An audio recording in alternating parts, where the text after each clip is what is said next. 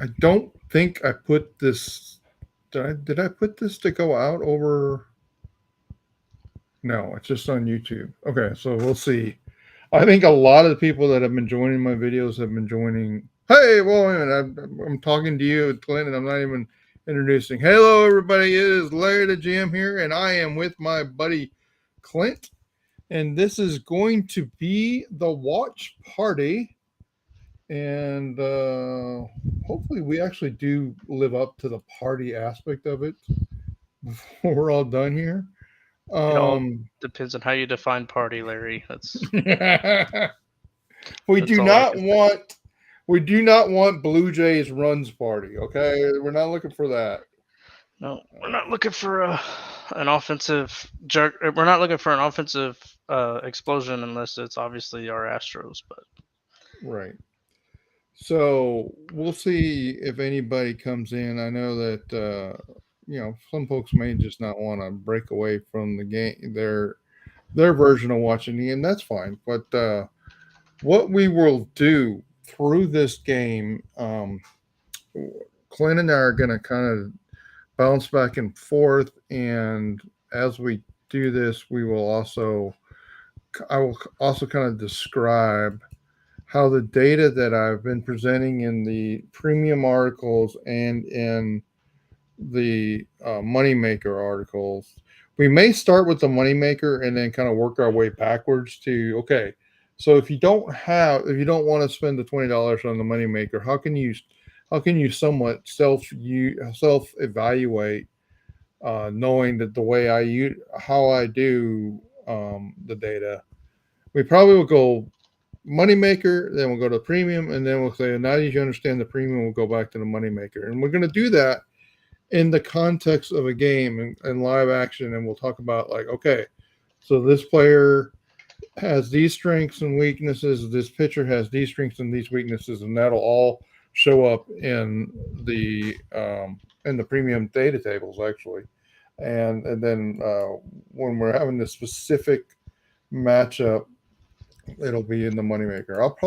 I'll jump to the moneymaker to start with. All right, so now what am I talking? If somebody just joined it, like what the hell is he talking about? So number one, I'm Larry the GM, and you are, if you're watching this, you are most likely on the Larry the GM YouTube channel, and I should get the chat up and probably even do the chat overlay so we can do some live questions.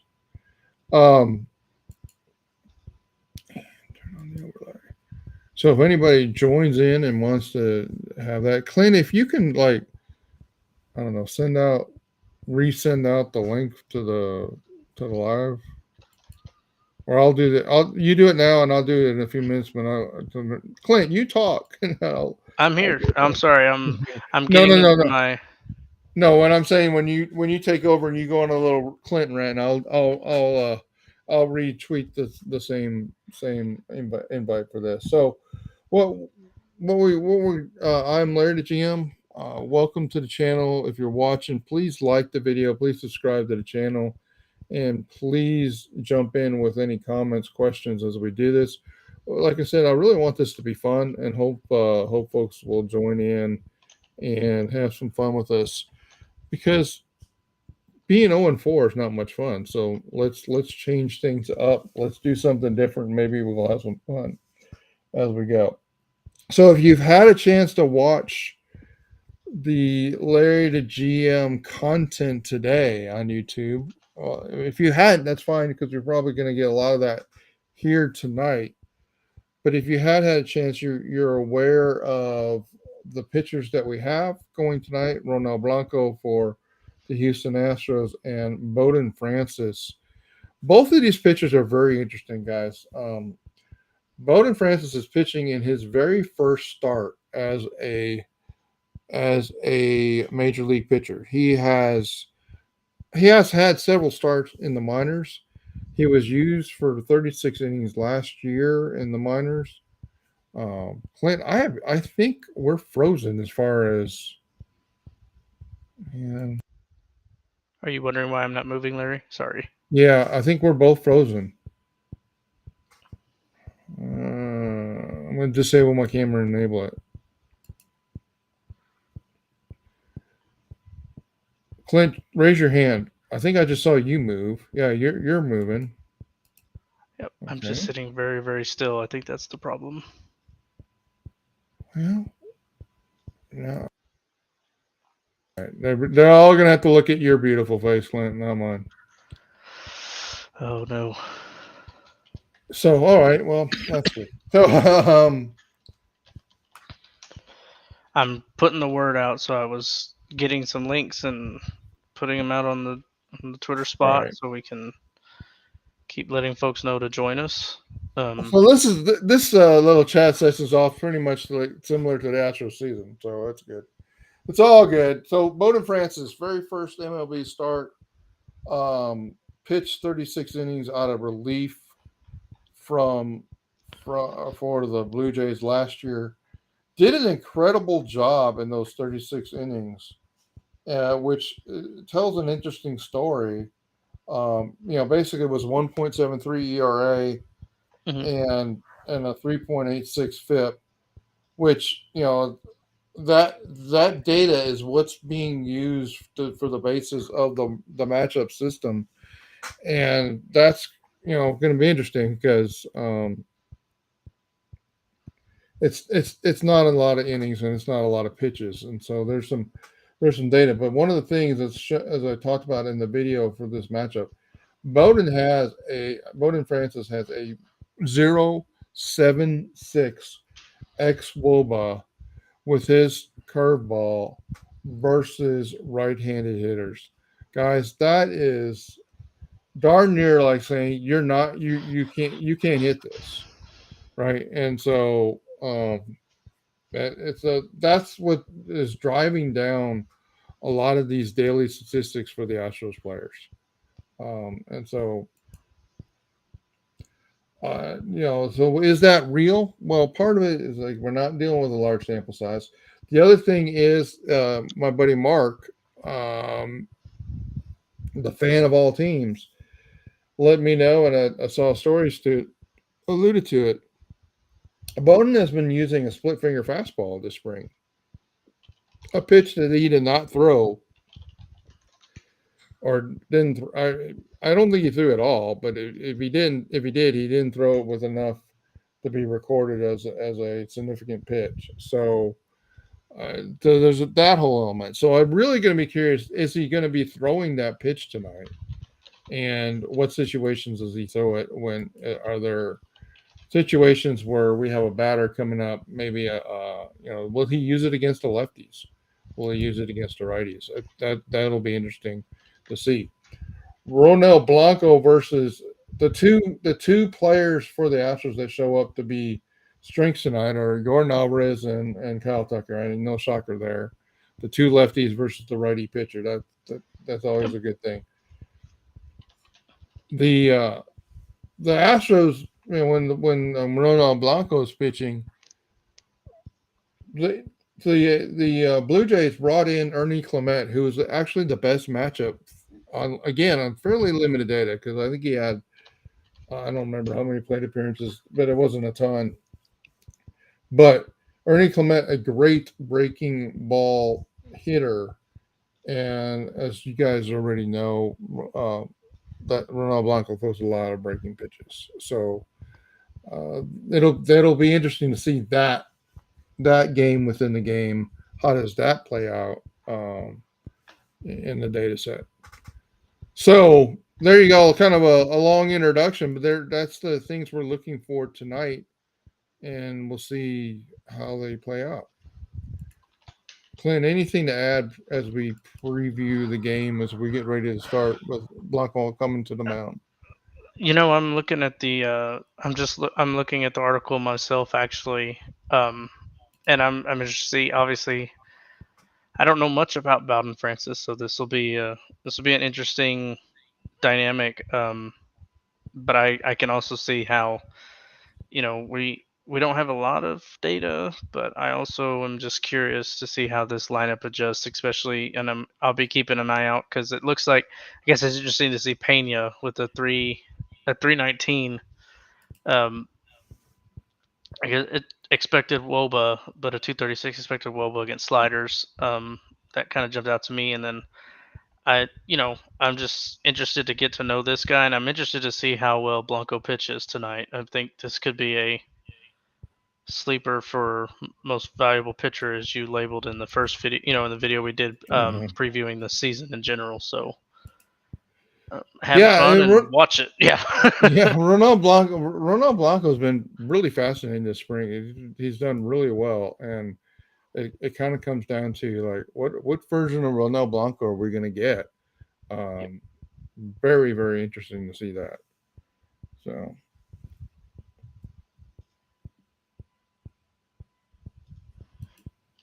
all right.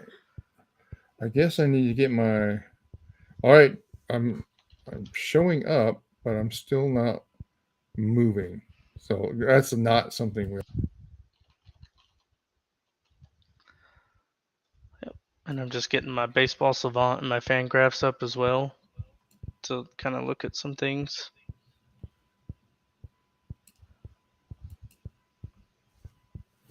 Okay. Like to understand like where he plays. Yeah. Velocity wise. I think one of the keys for Blanco tonight will be control. Like how in control is he? Which 2 pitches in. I'm 2 pitches in, 2-0 count. Yep, I'm a little behind, so I haven't even. They're still showing the lineups on my feed. So. Ooh. Wow. Yeah, just different streaming services. That's all. Which one do you have? I'm using Fubo. Okay. Which is okay. Don't mind me. Go ahead. I'm not too worried about it. I'll see it and catch up, and hopefully this will speed up a little bit. Springer gets a walk. That's not what we're looking for.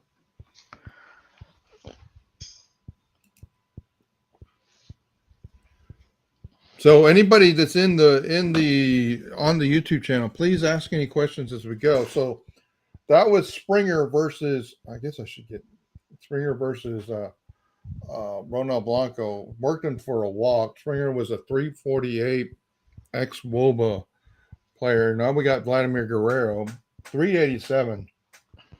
This is a situation where Blanco's best pitch to be using is probably breaking pitches versus Vladimir Guerrero. So we'll see what he actually goes up there with.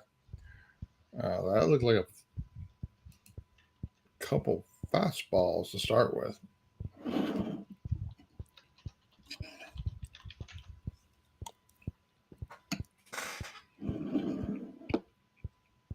In a really limited data set, Blanco was throwing changeups to right-handers and really successful. I don't even know if that number is real, but basically Blanco just used those changeups to close out Vladimir Guerrero, guys. And that is really interesting because Vladimir Guerrero really a good off-speed pitch hitter, and he just got abused by Blanco with that off-speed pitch. Not something you probably went up there looking for. Now we have Justin Turner coming up, and you can see from his data here, Justin Turner, right-hander. And I think he went. I saw. I'm looking at the swing and miss from Guerrero. Justin Turner starts with a fastball, which one of the stories tonight is, will the Blue Jays hit Blanco's fastball? Because his fastball last year, not good versus righties and lefties. That's what that 463, remember, average, 319. 463 is terrible. And but he's got to throw it some to keep him off stride. But you see that he's gone with the slider on the second pitch and got a swing and a miss there.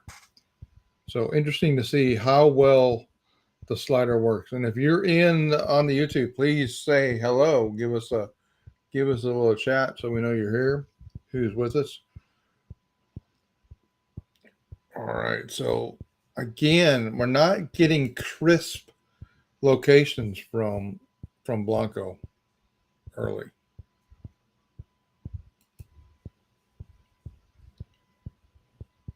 I'm gonna need to move.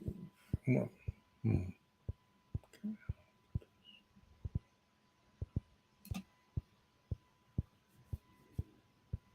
I'm gonna just doing a little cleanup on my side, guys, so I can.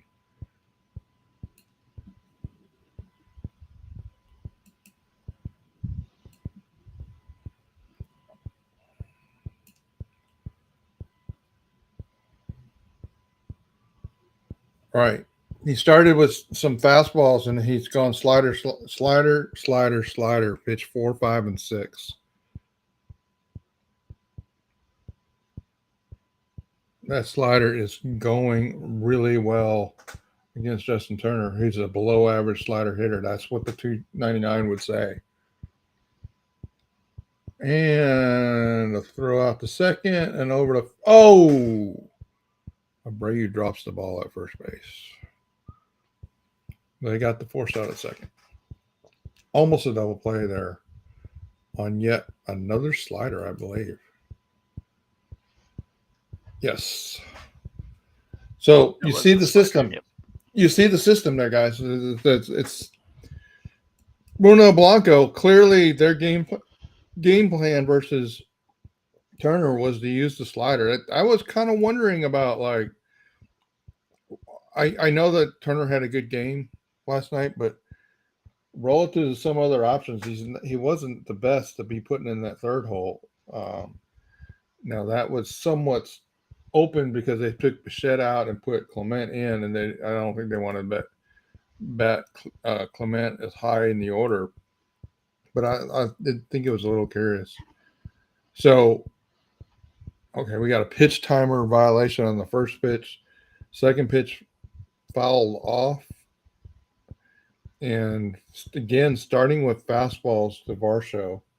And you see maybe a little bit Varsho, not the strongest fastball hitter, but again, we're gonna get into some of the the position, the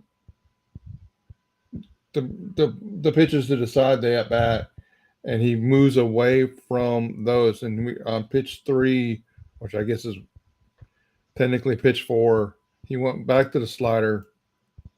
Then he went and closed him out with the changeup. So you can see that Blanco's changeup, not a great strong pitch, but better than his fastball.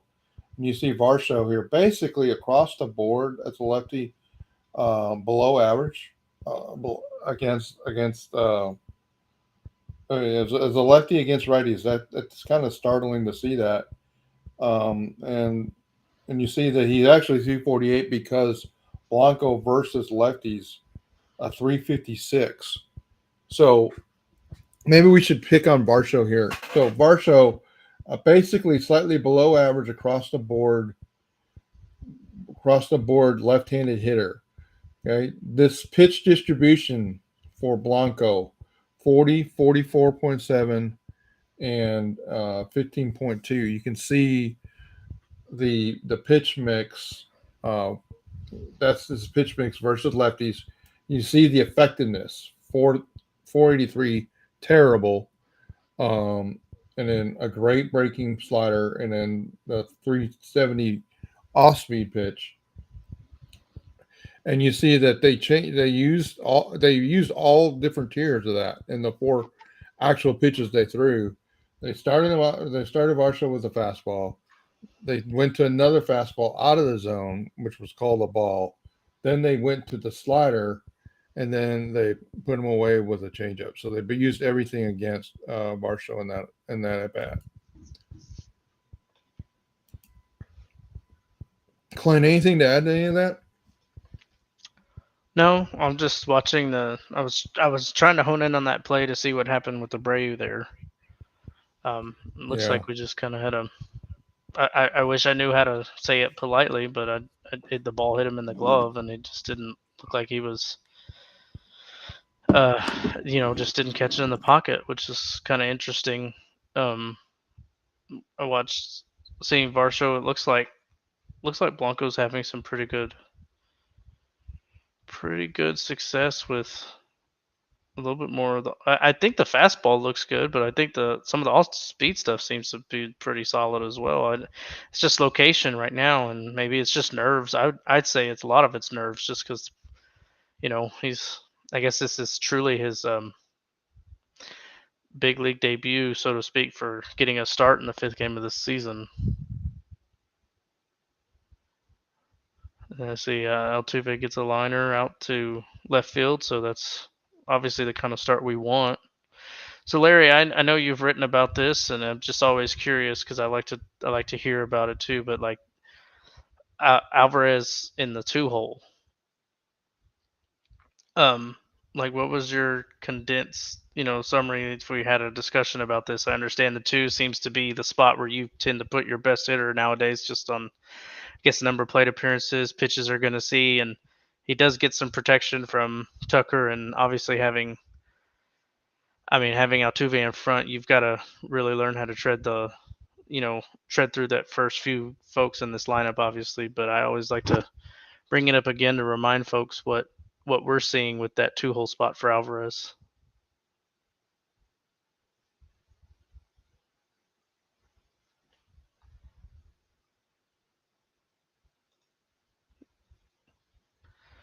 Oh, maybe not. Maybe I lost Larry in this. Okay. Clint, I'm sorry, I was on mute. I'm sorry. No, it's okay.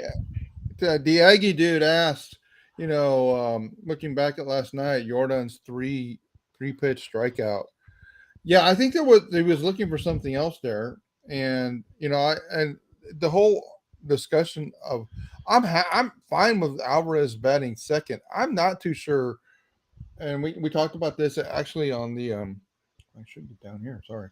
Um, the I got asked a question during the pregame, looking at the betting odds, like about that, and I'm okay with Alvarez second. I'm not too sure I like the putting Tucker third right there. I think they're neat. I think you're missing out a chance to put Bregman between the two of them, and I think I think their Astros are setting themselves up for too many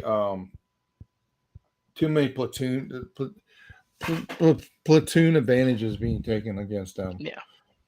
And now you could say, well, they got to bring a pitcher in for three batters. What difference does it make if it's between or before or after? Well, I think they can look at the kind of data actually that I'm talking about and say, well, we want to use the lefty versus Altuve because maybe he's stronger against the curveball, and Bregman, we don't want to go against Bregman's curveball availability,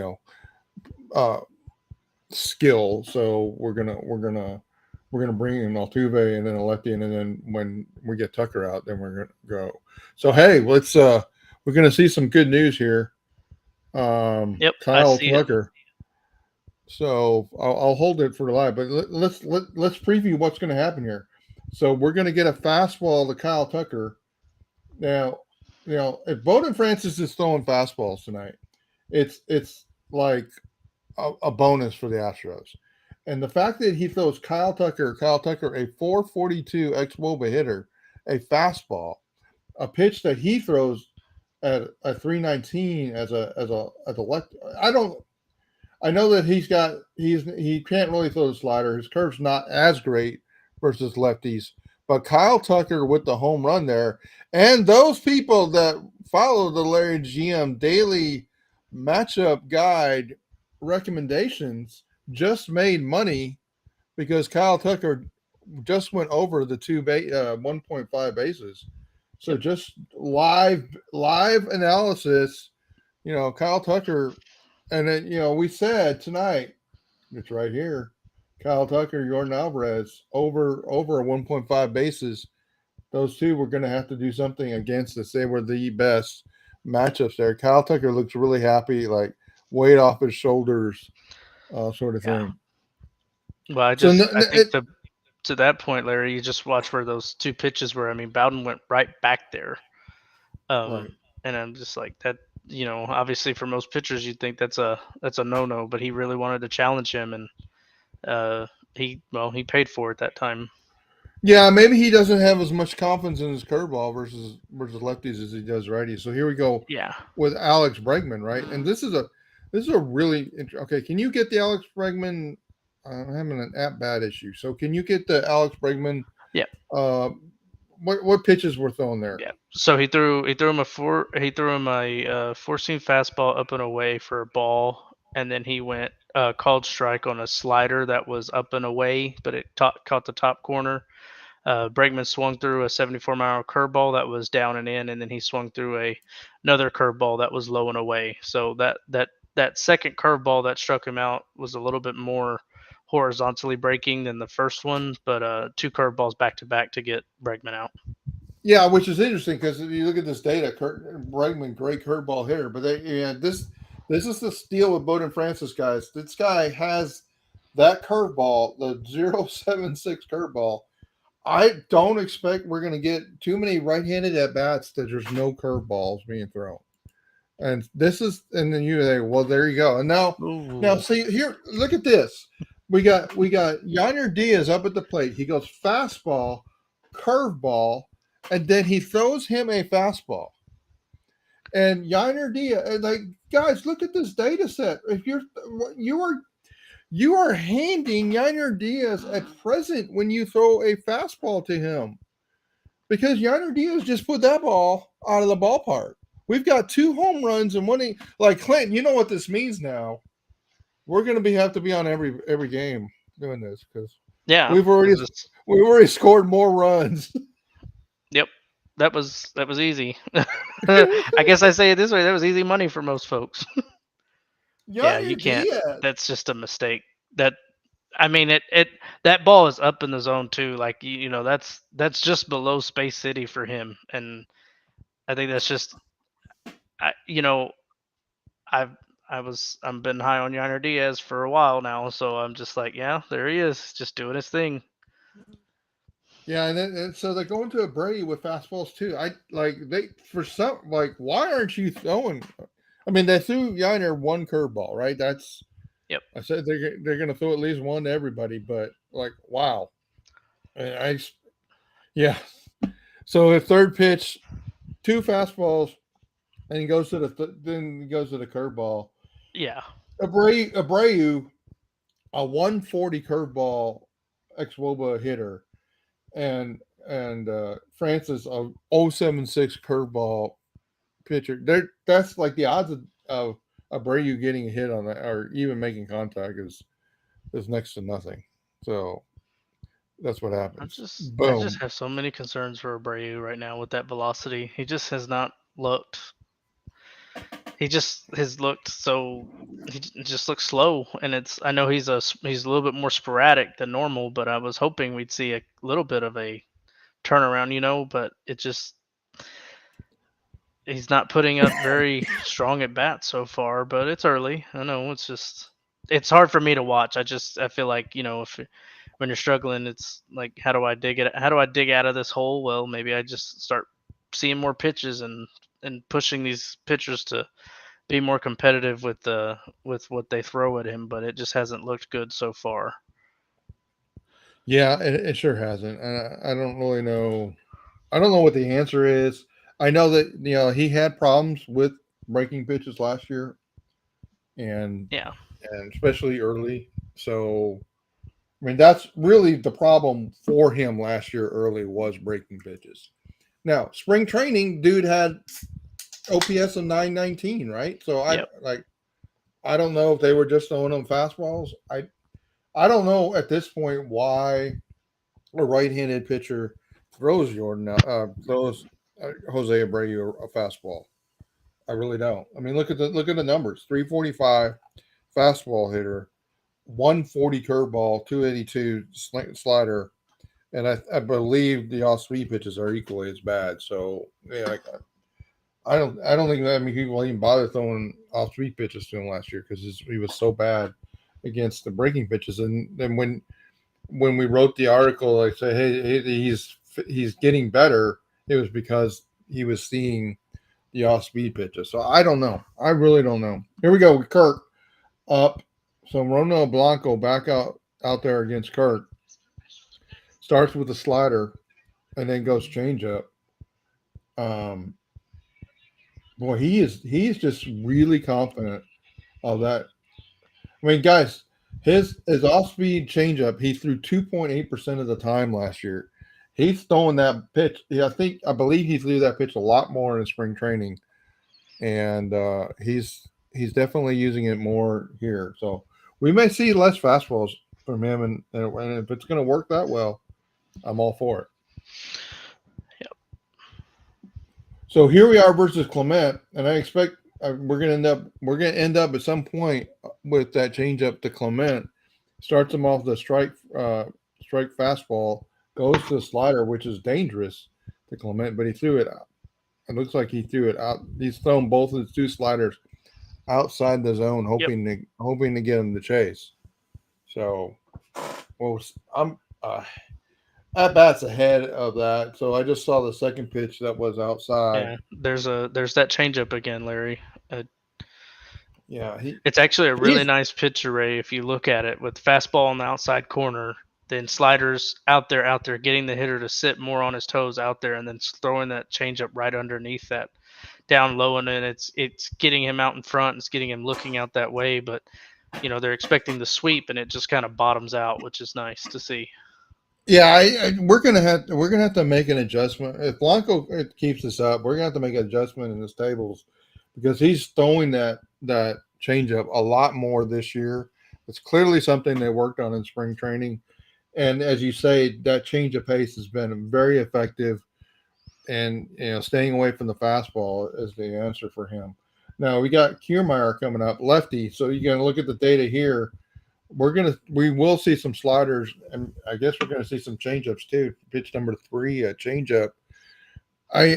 Ronald Blanco, guys, is the epitome of I guess like the '70s pitcher that never threw fastballs, right, Glenn? I mean, Yeah.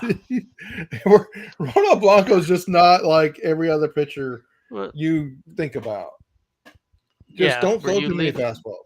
you lean into your off speed stuff, and then it plays up your fastball when you need it, which is it's kind of what we're seeing here. I mean, um, he's in a little bit of a battle with Kiermaier right now, but I guess that would be more expected than normal, um, especially if we're looking at the data here. Kiermaier looks pretty Yeah. decent against fastballs and breaking balls. Maybe that changeup is where it starts to come into play, but um, I'm seeing a lot. 3 pitches down, 4 pitches down, 2 up. Um, Looks like he's got swing and misses on changeups, but nothing else. So I believe that was just a ground out on the slider, right? Yep. So this is the game within the game, right? Fastball, missed on both of them. Changeup. Two swinging strikes and a foul ball.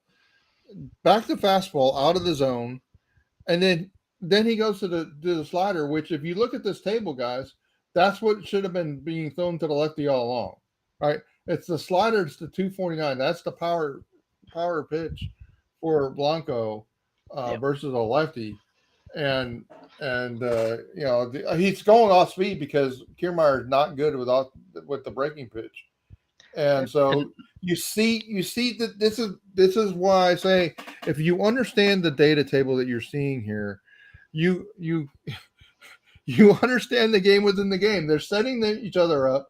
They know they want to get Kiermaier out or the action pitch to end up being a slider if they need to get there, and if they can't get him out any other way, they're going to go to the slider because that's their advantage.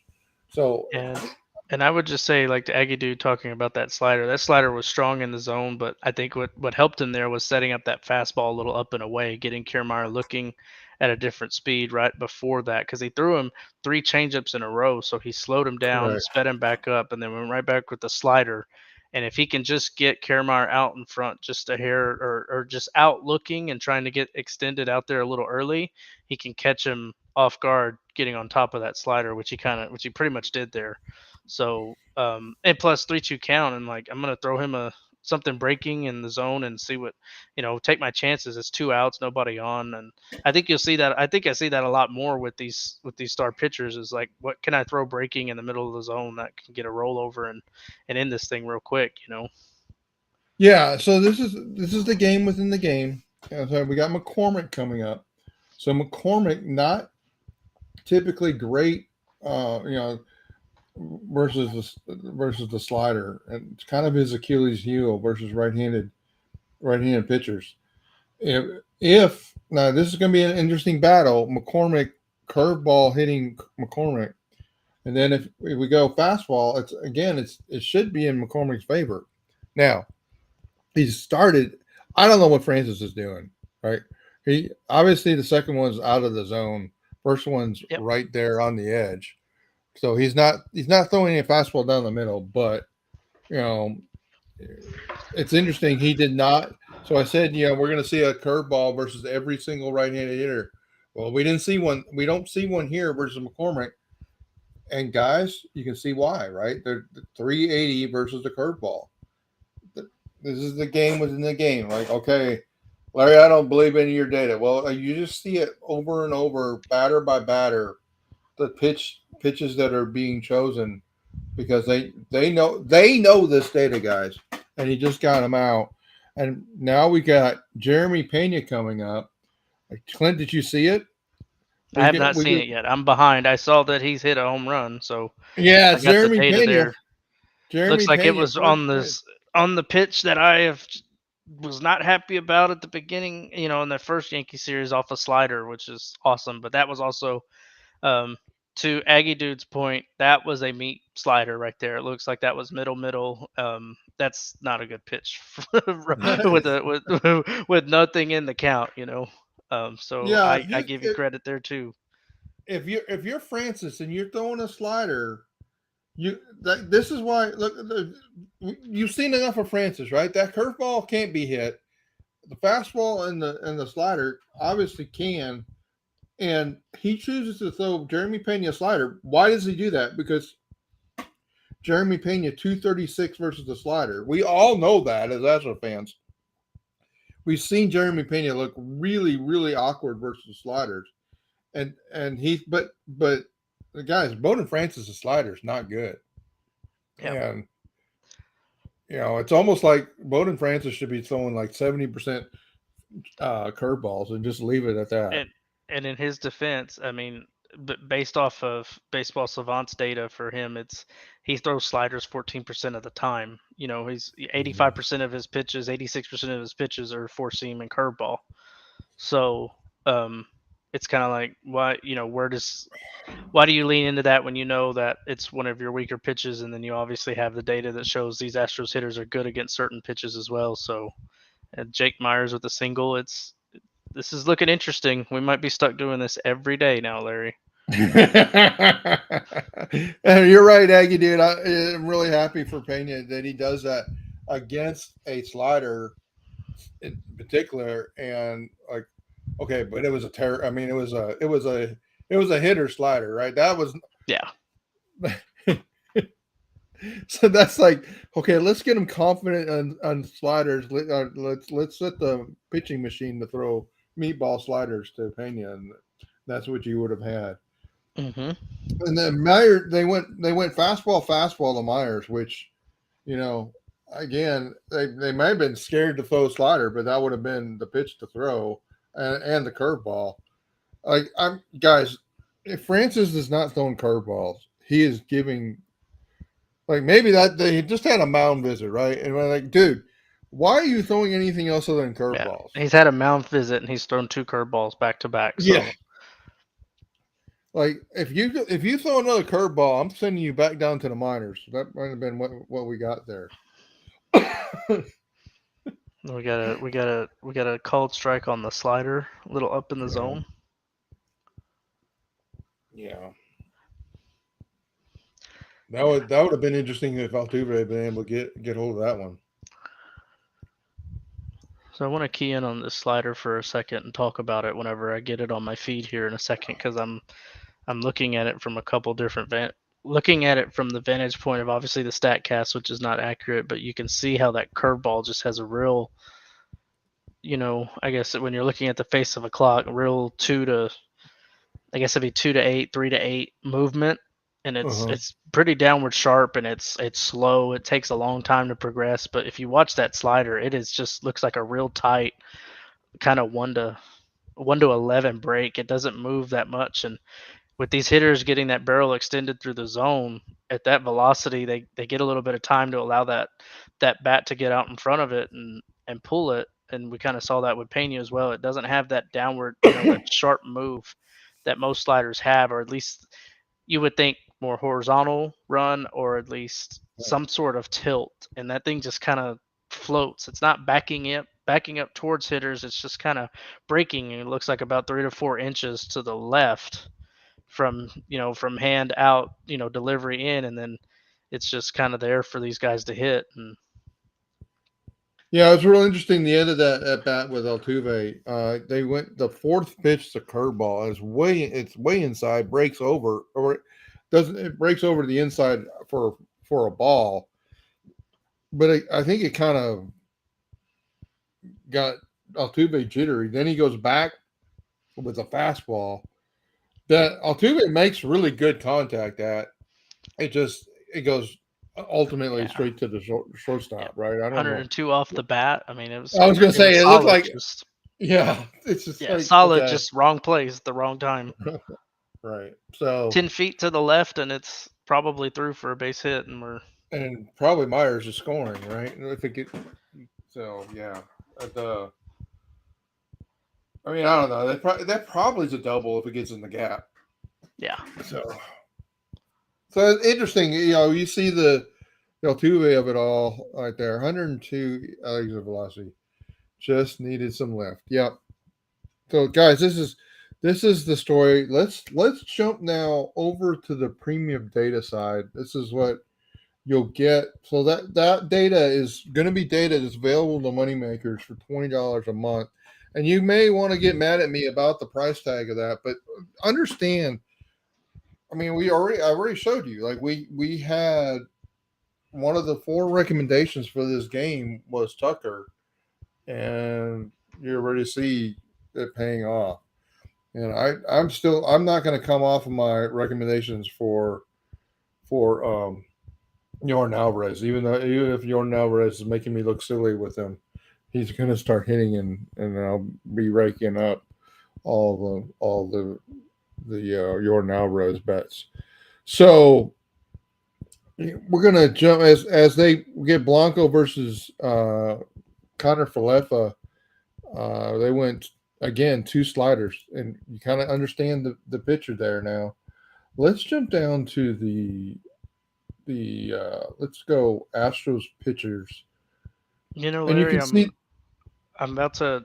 Sorry, don't let me cut you off. I'll get to it in a second. So let me let you finish. I apologize. no problem. So you see the Ronald Blanco, and this is basically that same line data that's it's in that moneymaker table. So if you understand the system now, that's why we started with that. You see the Ronald Blanco line versus righties and lefties, and you see here's the right-handed pitchers, and you see the pitch usage and how effective those are the same numbers you saw before. What you also get here is a little bit of understanding of the Wobo gap factor here. That last year, Ronald Blanco actually pitched better. His ex Wobo 335, significantly better than his Woba. Right, that's a 40-point gap, a 30-point gap. That's pretty good. Now, versus lefties is almost the opposite. It was about a 20-point gap the other way. So, but you see Ronald Blanco going to sliders. He went to curveball versus Springer, and versus Biggio, he had using that changeup a lot versus the lefties. And you can see that 15% off speed pitch. That off speed pitch is way more effective than the 370 last year, guys. And so he has done something to improve that off speed pitch. Connor Falefa, he went straight sliders versus the righty Connor Falefa. And this is basically talking about the data the same way, but I want to show you, like, you can see this from a pitcher standpoint. Now you can go down here to the batters and you can see the same data. What you're not going to get is the LarryTheGM calculation on how to cross mix them. But you literally could have these. You could print out this one page or 2 pages here, and you can have these tables in front of you, and you're gonna be able to say, oh well, Connor Falefa, you know, there's no wonder he went to the slider there because Connor Falefa is not good against the slider, right? And that's the kind of way you can look at that. So I wanted to show you guys, once we started with the moneymaker table, which cross references and does a calculation that says, okay, given Connor Falefa is this, how does that match up with Ronald Blanco? That's this, right? And so you got the batters and the pitchers and the batters. So now we got Jordan Alvarez up. Francis comes up against Jordan Alvarez. Let's go down to Jordan. We know what Francis is good at. What is he going to do against Yonder Diaz? I mean, against Jordan Alvarez. Well, he goes to the curveball, and Yonder Diaz. I mean, why do I keep saying that? Jordan Alvarez hits everything well off of right-handed pitchers, right? So there is no weakness. So if you're Francis, you might as well just go to your curveball, and I guess he's mixing in a slider here on the third pitch. But that's what he doesn't probably want to say curveball to Jordan Alvarez because he'll end up in the stands. But you see what's happening with him. God, Jordan is just so off. I gotta see the contact here. I'm gonna watch this. I know I saw the result, but I'm kind of.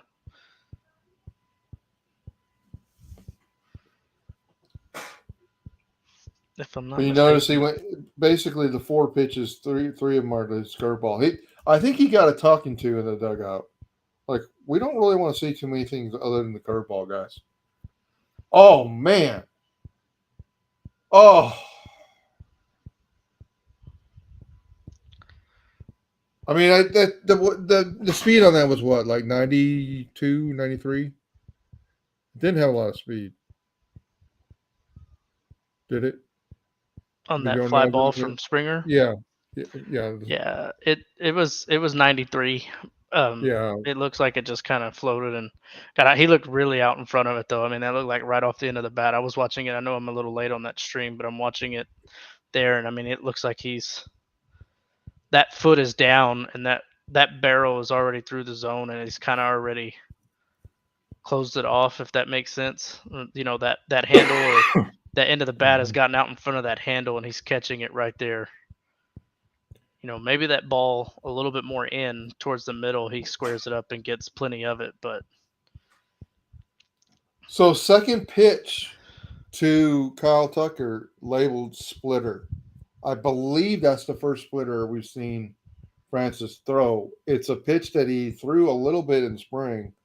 So very interesting that he goes to the splitter there. Yeah, he missed high too.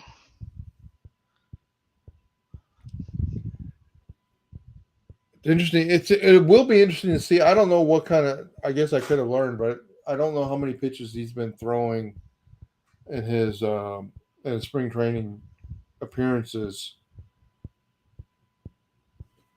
But here we are, 39 pitches in. So it's interesting with Tucker. He starts out with the fastball, goes to the splitter, and then we get 4 straight curveballs. Yep.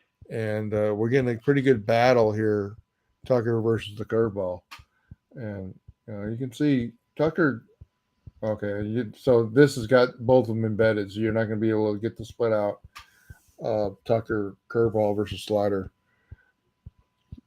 Looks like. Look at that. Looks like he's going to draw the walk there. Yeah. Yeah, and some of these curveballs are not really very competitive, right? It's interesting. His curveball versus righties not way more effective than the curveball versus lefties. The curveball versus lefties is mortal. Curveball versus righties is immortal. So I guess the lefties see it better, right, Clint? That's the story with that.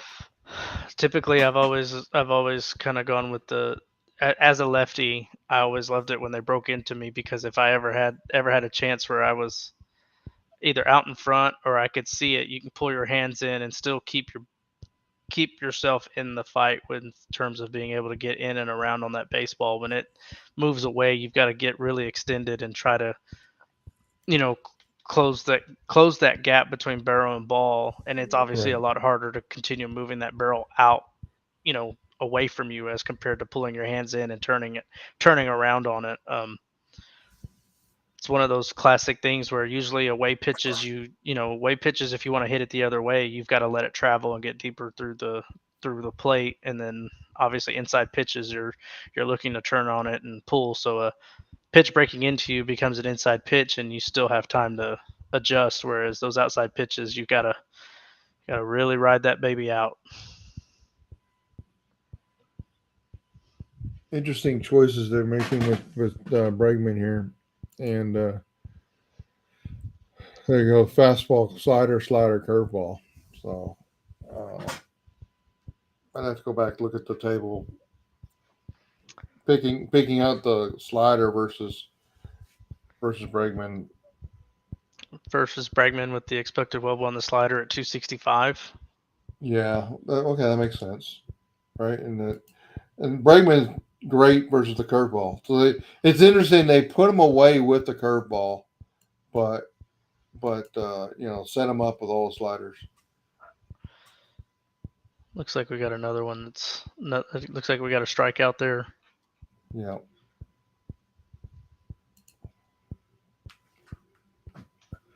So they go slider, curveball, and Yonder Diaz. Interesting.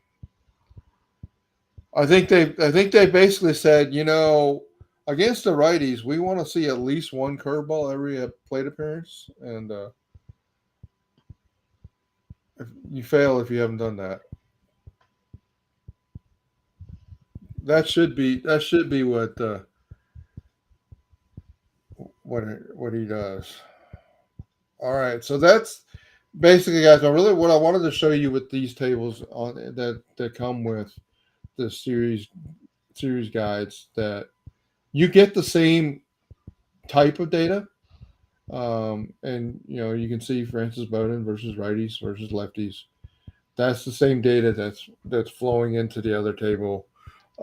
I did make one significant difference for Bowden just because his slider and his curveball were so dramatically different. Normally, they're both in here in this breaking pitch category, but I wanted to separate because I thought it was going to tell the better story tonight, and it definitely has. The other things that you get in the premium series matchups is you get the table that shows, like, okay, like here we are coming through this game. Royal Blanco off to a pretty good start. Bowden Francis, giving up 4 through 3 innings. I'm not sure how long Bowden Francis is going to pitch, given that, which is good for the Astros. And then you see the batting lineups and what their typical lineups have been. They're using Ernie Clement tonight, and we show you why, and the moneymakers know why. And then it tells us, if you, I'll leave it up there. You guys can read these 2 paragraphs, but I really think this tells the story of where we are headed into the series for both teams. Both teams are really looking for something positive. Um, obviously Blue Jays ending with the Rays 2-2, not a negative for them, but I think they come away feeling like, man, we had a couple of rough games in there, and really they want to get some positive energy too in this series. All right, so Blanco at 39 pitches through 3 innings. That's about as efficient as we've been this season. We've had some terribly inefficient starting pitching. I mean, it's been okay. I mean, they haven't let a lot of runs in, Clint, but they've been inefficient. No, yep, I agree, and it's kind of a. I guess it's just a testament to how personally, I think Blanco's pitching really well. I know it's kind of erratic, but sometimes there's always a case to being, I guess, how would you say, you're inefficient, but you're also effective. So that's that Yeah, inefficiently efficient. I guess is kind of what I'm trying to say there. the effectively wild. Effectively wild. That's the term I'm looking for. Sorry, Larry. I was like, I'm blanking on that, and I know it's a term we've used for pitchers in the past, but I was having a moment. That's all right. Gotcha. We pick you up. We pick each other up, Clint. Yep. We want the Astros to pick each other up. So that was what I wrote about the series. We give you a little bit of the WAR data, big picture data relative to that. So that's what the premium content looks like. I think I'm pretty happy for the that gives sets the stage for the kind of matchup. You can literally be watching these games with that premium content and understand what's happening because you got those tables at the bottom that show what's happening with these folks. So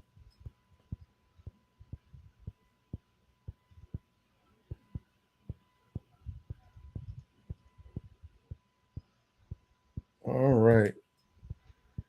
Oh, I gotta get back to my at bat data.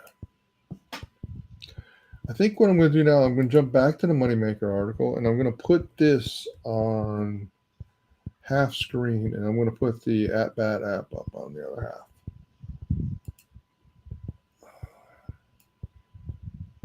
And we will jump to the spreadsheets when we actually get to some bullpen action. And we'll show you what those tables look like live as we make changes.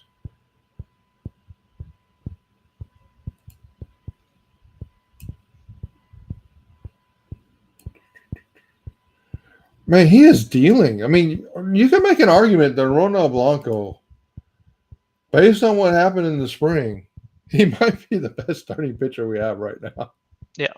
I mean, I know Javier had a good game too, but it's kind of wild, right? That here we are 0-4 scuffling, and we're leaving it up to. Yeah, he change-ups. You go in change-ups to get those Ks, right? I mean, when you understand the story, like, wow. And he using that change-up a lot versus right-handed hitters. And, it was an extremely effective pitch, but it wasn't used very much. And I guess I'm going to need to – I guess I need to go research this, Clint. Was there a difference in pitch usage between when Maldonado was catching and when Diaz was catching last year? Yeah. In other words, is Diaz more open to these guys throwing changeups? I know the story of like Presley and Vasquez, right? Vasquez said, "Why don't you use the changeup you used to throw?" And basically, he just stopped throwing it because Molly didn't like it or something. And but he started throwing it, and they're like, "Okay, well, it worked." So I'm just curious what that is. What's the story there? So again, Varsho out on the changeup too. When you see that, guys, that's telling a story related to. I mean, he goes changeup against a lefty Varsho, right? And we got changeups to close out 3 straight batters here in the 4th inning. Wow, pretty awesome.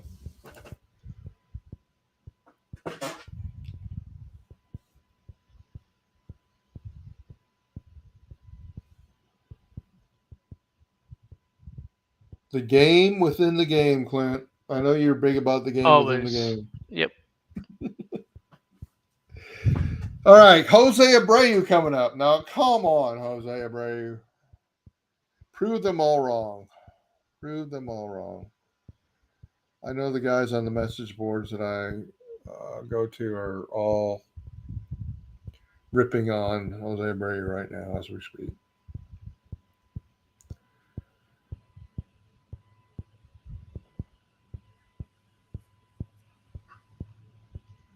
Okay, France at 46 pitches, so that's not a ton. I just don't know, like, how long are they going to continue with this? I don't know. Be interesting to see what is he going to come out? Comes out with a fastball. Whoa, come on.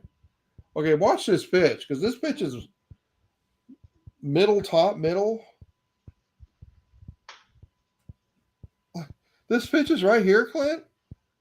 Right there, and we're following that off, and then we're.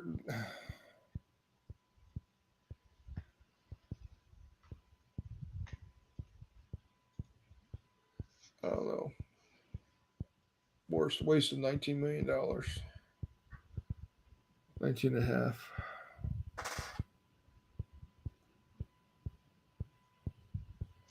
I still haven't seen a pitch to Abreu. I guess now he's up there. I know what's going to happen here.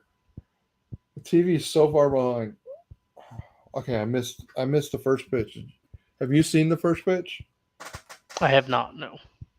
Okay, well, you watch the first pitch and tell us.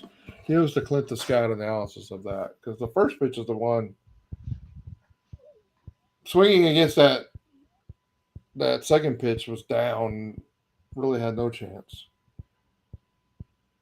All right, look at McCormick. McCormick says, "I'm not scared of your curveball. Throw me curveballs. I'll show you." What happened with the first pitch to Abreu? I'm looking. Sorry, I haven't. No, you're good. Oh, look! Oh, down the line. Fair by about a foot. Ooh! Good job by that Varsho getting the ball in.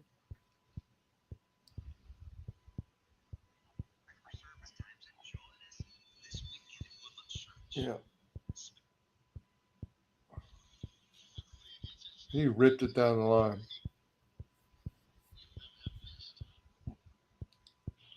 Yeah, I mean McCormick versus curveballs. Surprised he didn't score better. That would have been interesting. I guess it's just that Francis is just that good versus righty, so he's not going to score great.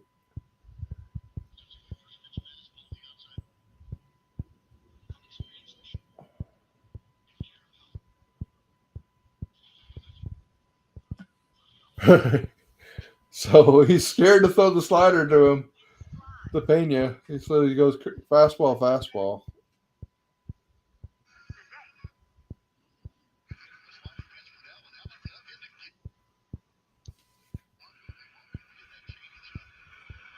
Are you trying to replay it back? Yeah. Okay.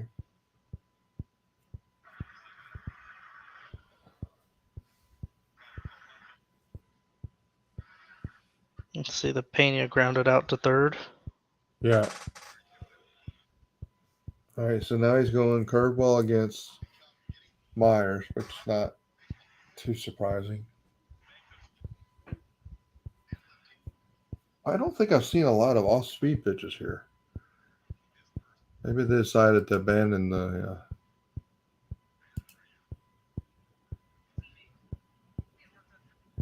changeup.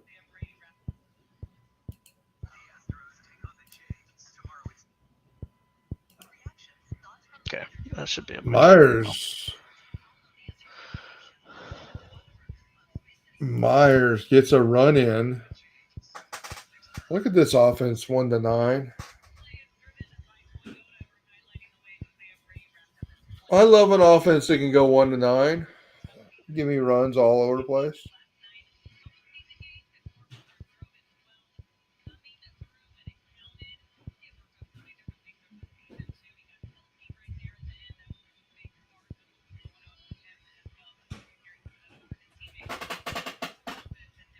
Yeah.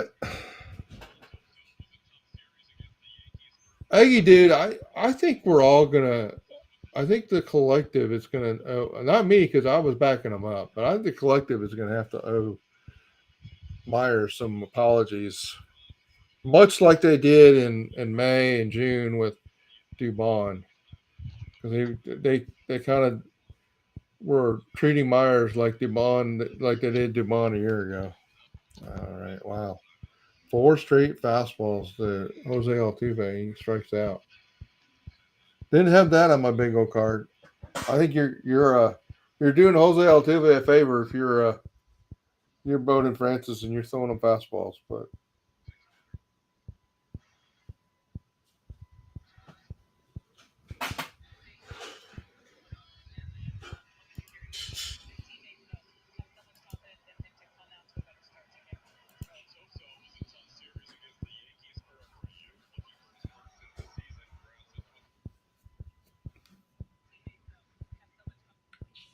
All right. Well, 5-0.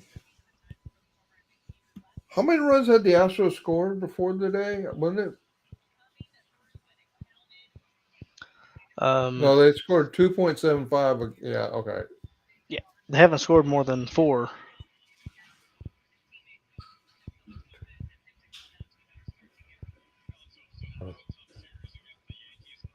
They may score. That's why I was like, I don't know what to tell you about Bowden Francis, folks. They're not the data in this database. I would say it's just really interesting because like the Astros are not a great curveball hitting team as a team. There's a few guys, obviously you could see it on the table there. They're even a worse hitting slider team, and they've done given Bowden Francis's uh, curveball efficiency or strength. I'd say I've been pretty pleased with their ability to get to that curveball.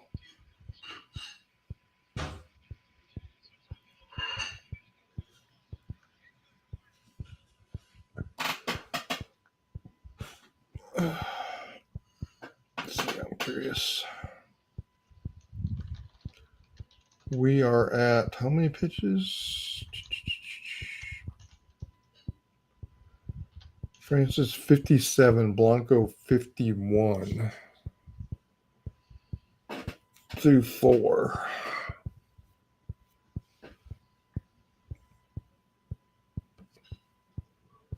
Blanco at less than 13 pitches an inning is wow. We'll take that.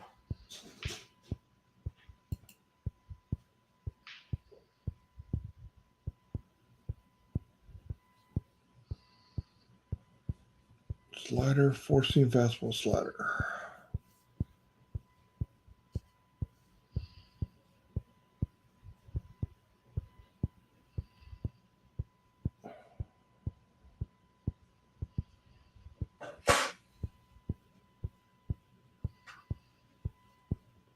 All right, so this middle column for Blanco is both breaking pitch. This is a slider. Kirk not looking real good against the slider.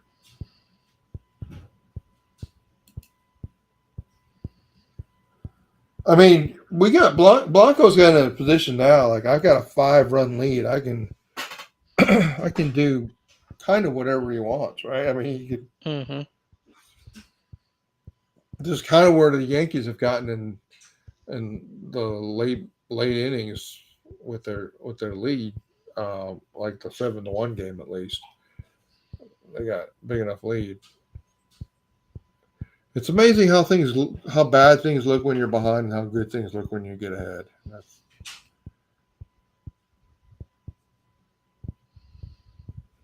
Blanco, 4-seam fastball. So curveball, slider, 4-seam fastball. He's throwing everything at him.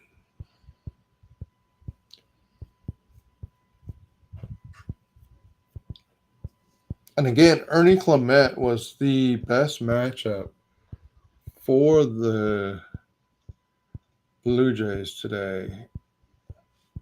Where are we at? How many Blue Jays have even gotten hits? Oh. Oh, Got something potentially even bigger brewing. I knew he was doing well, but okay, he's giving up a walk. Wow. Okay, Ronald Blanco, I see you working now. Now I'm beginning to understand the full ramifications of what I'm seeing. Wow. Look at the TME. Let's see. Show that. Blanco has allowed 2 balls in the air, 1 pop up, 100-mile exit velocity line drive caught. Everything else K or ground ball. Really good catch there, Aggie dude. That's really good. Yep. Yeah. And you do that when you're able to keep them off balance, right? Because he's mixing in that changeup. It's just abusing them, and mixing it in with the fast. Look, it goes curveball, changeup, Kiermaier out, 2 pitches. This is guys. We're through 5 innings. Ronald Blanco another fairly efficient inning. 11 pitch inning. Wow. Honey, Ronald Blanco has not given up a hit yet.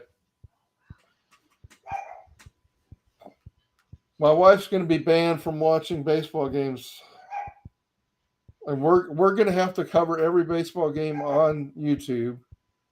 And she's not going to be able to watch. That's going to suck. My wife likes watching the Astros games.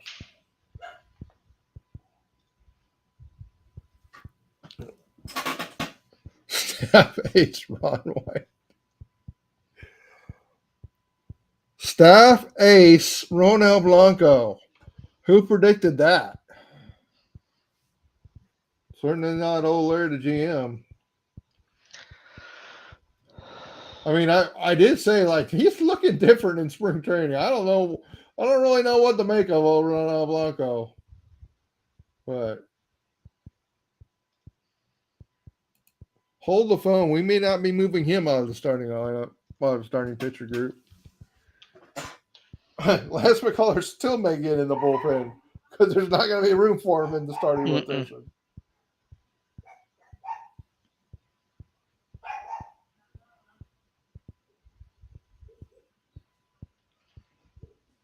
All right, so he's at how many pitches?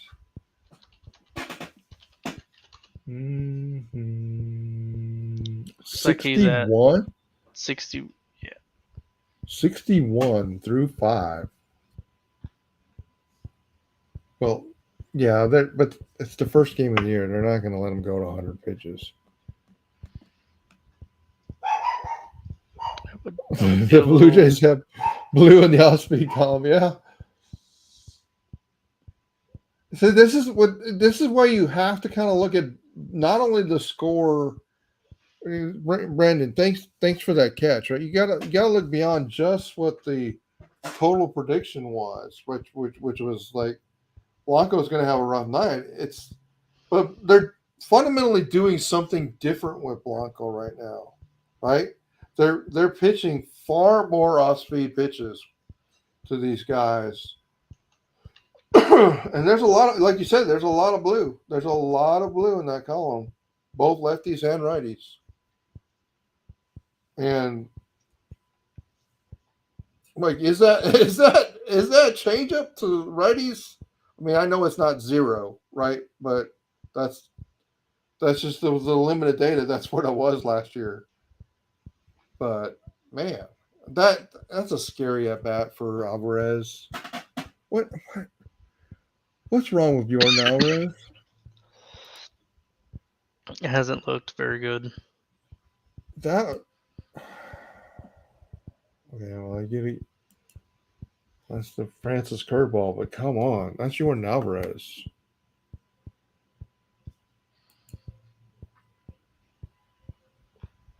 Like, Brandon, Larry was right. Thanks, Brandon. Can you go to Twitter with that? Because those people need to hear it. All right, so look what he did. Look what he did to Tucker here. 4-seam fastball. Then he brings out the splitter that he's. I think. I mean, I haven't captured every pitch, but I know there was one. I don't know. There's been more than that. And he went splitter. That's kind of rude. Oh man, he made Tucker look bad on that swing. Like, what was that pitch? That's not even in my database of Ronald Francis pitch, Bowden Francis pitches. I know that he did it a little bit in spring training, but that's kind of wild. Mark and I were talking how much we were going to see that splitter. It looks like here in the 5th inning, we might as well try the splitter. Nothing else is working. Curveball's working, but we can't just keep going nothing but curveballs.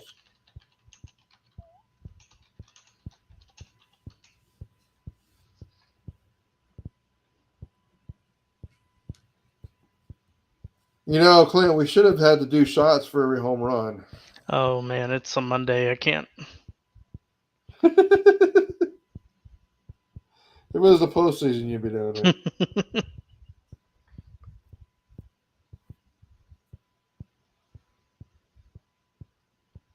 All right, so Bregman's fighting him. Slider, curveball, 4-seam fastball, 4-seam fastball.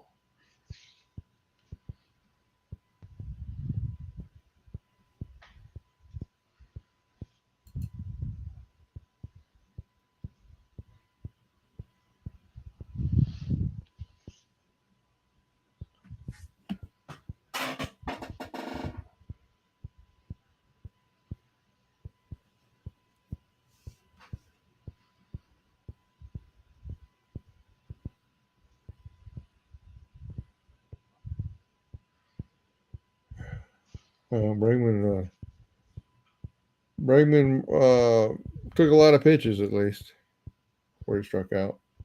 6 pitches.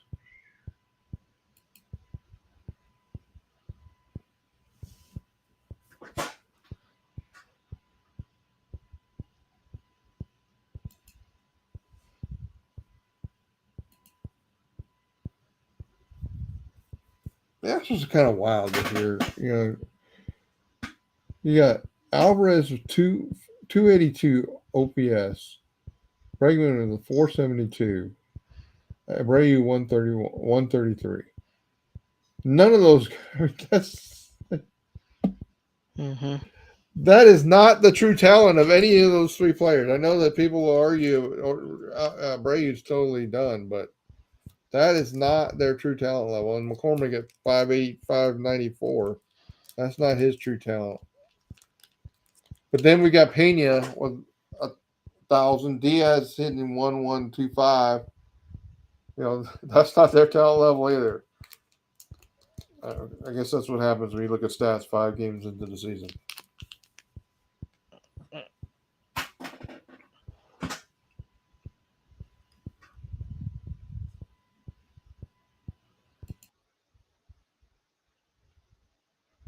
Brandon asks, could Blanco take the same path as Javier, a long reliever for a season, that makes rotation when Valdez is gone?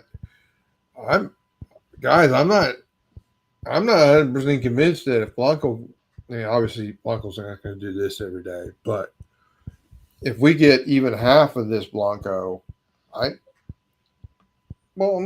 can show you let's go to the premium article. I mean,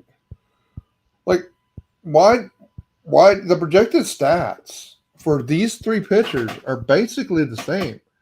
If anything, Blanco at 457, that was his projected FIP this year. And France at 460 and Javier at 463. Well, if you're picking one of the 3 to go to the bullpen, it's probably France right now. Right? So I'm not sure Blanco leaves the rotation unless he just worried about his arm. Right? So Yeah, I mean this is an interesting point. You dude, they're gonna start understanding the the pitch. Is I mean I think ultimately the question here is like is this some of this happening because they just don't know what's coming at them? I, possibly, possibly, but you got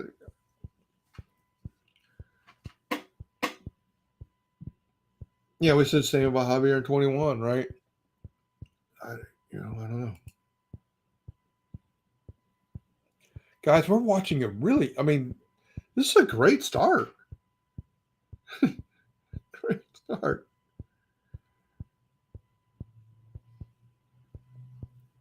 I don't know where your TVs are relative to the game day app. My TV is about 2 pitches behind, but that's all right. I don't mind. I don't mind knowing what's going to happen than seeing it happen. So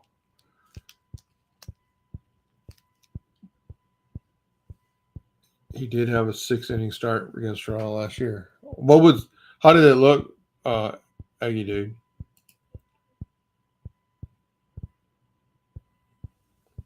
I mean, he's gotten Connor Falefa to pop up to the second baseman or fly out, and Biggio popping up to the first baseman.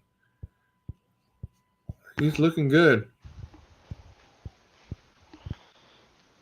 Clint, did you leave me? Nope, I'm here. Sorry, I had a phone call. Okay. Oh, that's okay.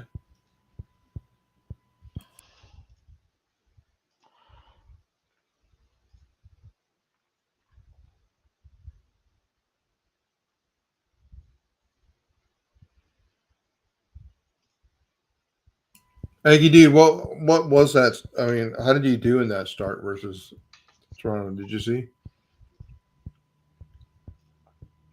And one of the things we'll see.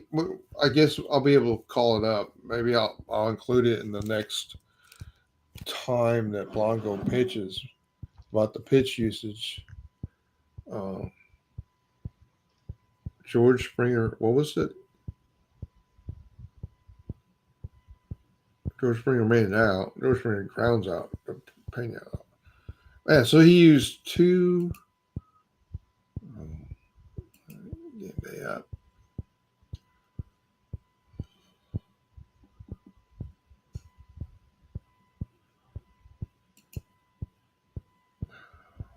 Okay. I'm gonna call up game day app again.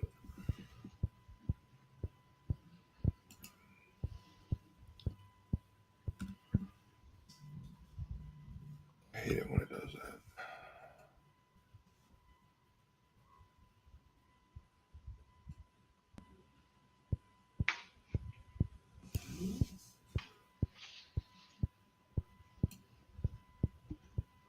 We're watching a really good game, guys.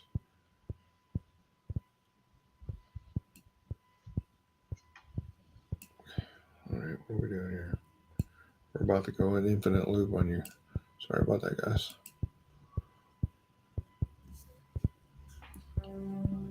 Trout's hit 2 home runs tonight.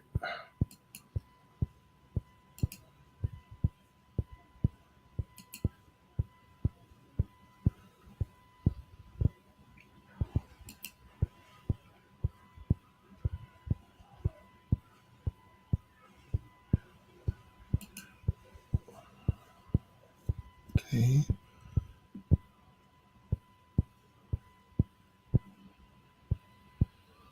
My computer's slowing down, apparently. Close some of these.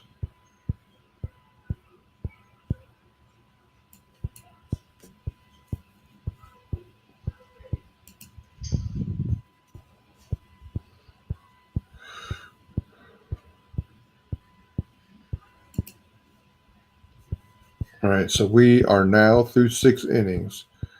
Blanco's only pitched 70 pitches.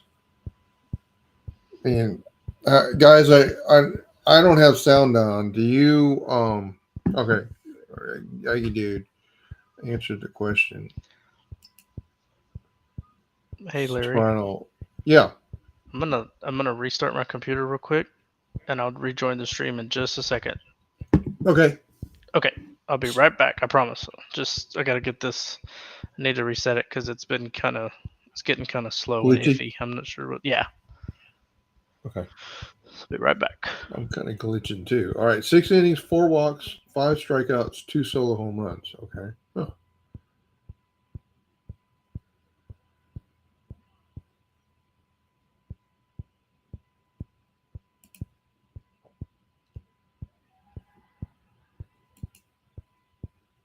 All right. Diaz makes it out, grounds out to third. Come on, Jose Abreu. Come on. Need Jose Abreu to start being Jose Abreu. No out. Look at that. No out. No out. No out. What did he do? What did he do?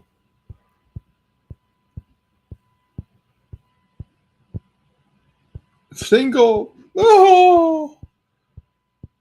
Jose Abreu with a single.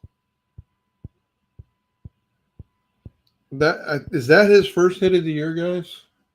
I think that may be his first hit of the year. Yeah, I am too. This is a good point. Kind of shocked Francis still. I didn't know how long. I didn't know what his gas tank had. I mean, I know that they've had all the time during spring training to want to get him stretched out, but I'm really kind of surprised.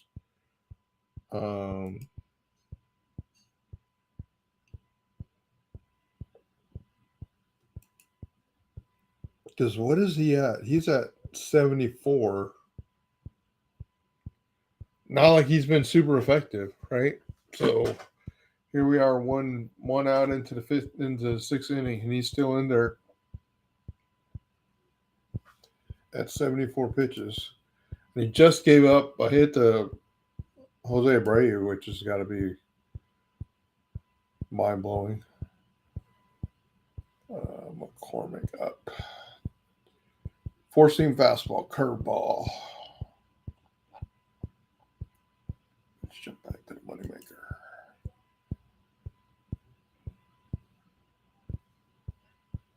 It's interesting. It's interesting to see the battle of them going curveballs to McCormick when he's such a good curveball hitter. Huh. They come back to slider. He's getting a little wild. Yeah, okay. So now they got somebody up in the bullpen.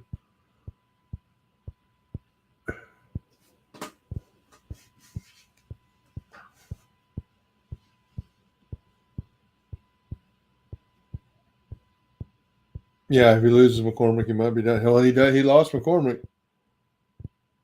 Wow. That's another guy that needed to get going tonight, and good for him. He was one on the mystery OPS list. And here he gets a mound visit. So, interesting. So, what was that? I'm sorry. It looks like it was. Yeah, if he's getting hit, if the curveball's getting hit, then maybe it's time for you to pull. The magic pitch gets hit. It's time. So, of course, as we said, McCormick, good fastball, good curveball hitter. Interesting. If I guess I could have pumped up. It's really hard to say, hey, go bank on McCormick tonight. But looks like I could have done that.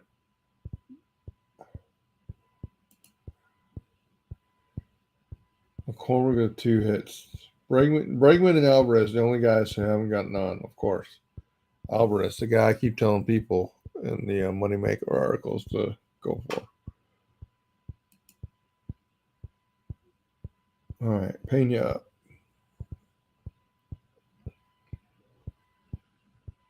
Now looks like the app is behind the TV, which always is Fascinating.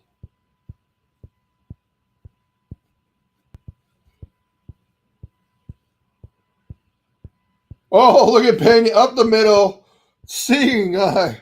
Oh, my goodness. 2 more runs in. Guys, the Astros have scored 7 runs. 7. And this still doesn't show. All right, I'm going to refresh. 7-0. Who says they can't win at home?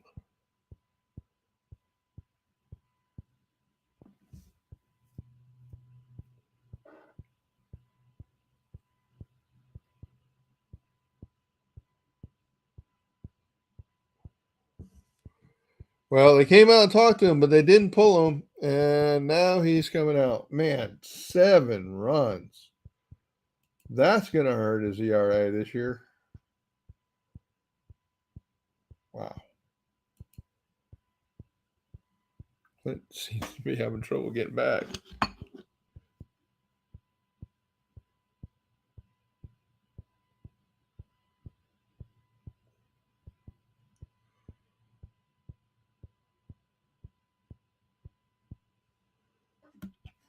Wow. Francis. 7 runs on 10 hits, 1 walk, 7 strikeouts, 3 home runs. All right. Did they say he was coming in, guys? No, doesn't look like it.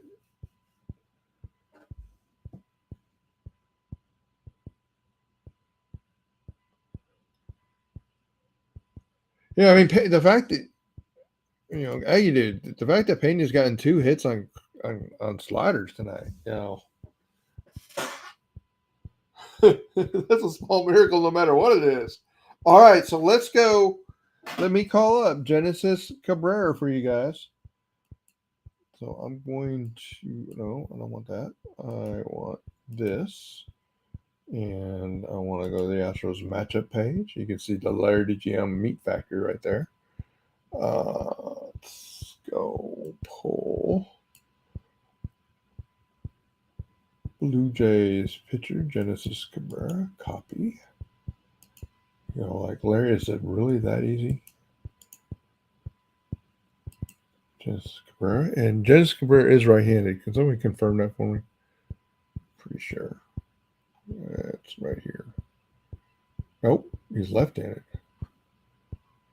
Okay.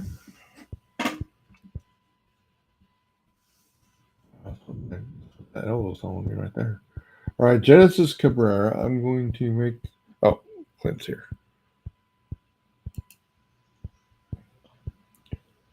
Hey, Clint, are you back? Hey. Yes, sir. I'm back. We got more runs, Clint. We've got 7 runs. We are definitely going to have to be. They're going to be demanded. There's going to be riots if we don't do this. If I don't do it, then they score no runs. The Tigers versus the Mets are scoreless going into the 9th. All right, so Genesis Cabrera, lefty, comes in versus Altuve.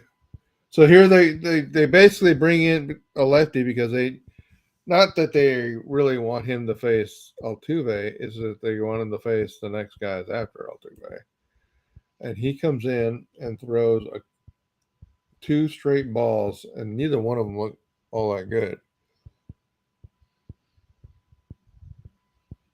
Out of the zone. All right, so Genesis Cabrera. Let me make this a little bigger for everybody.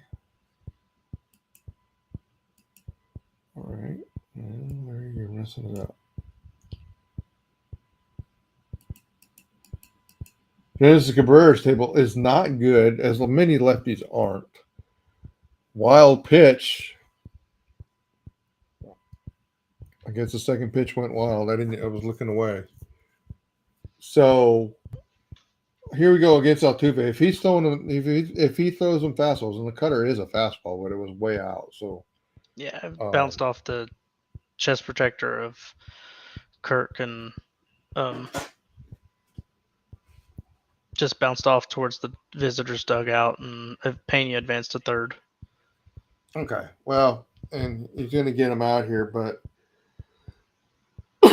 he's going to be in the game still when we come back because he's in there to face Alvarez and Tucker. You can see how there's a lot of red over here, right?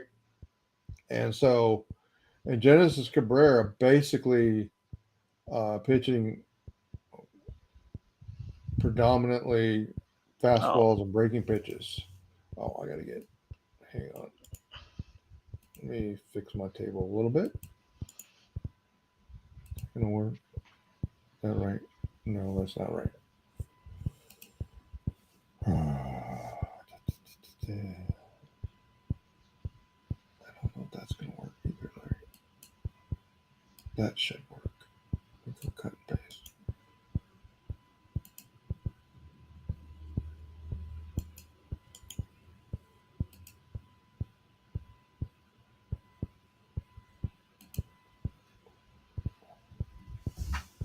All right, that's not looking like it's the right data. All speed. Oh, maybe that's not the right thing. Y'all just talk. Larry's got to go work on some data here. Oh, okay, that's what's wrong. I know what's wrong now. That needs to be a 219. Okay, now that needs to be 219.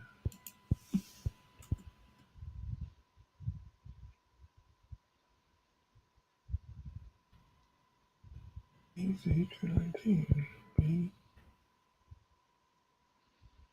Oh, okay. We're looking at 195, 209.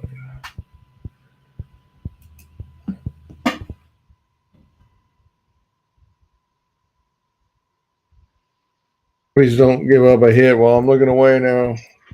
Nope, we're 0-1 in the count. Got a foul ball now. He threw a slider down and away for a ball, so he's 1-1 right now. Looks like you got a foul ball and a changeup. Ooh, sorry guys. Foul ball and a changeup, so that's 1-2 now.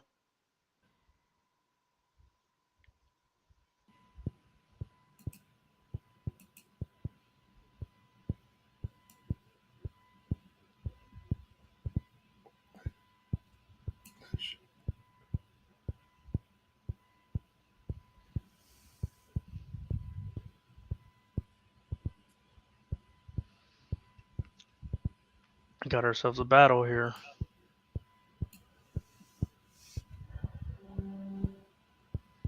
Third time through the lineup. This is going to be telling.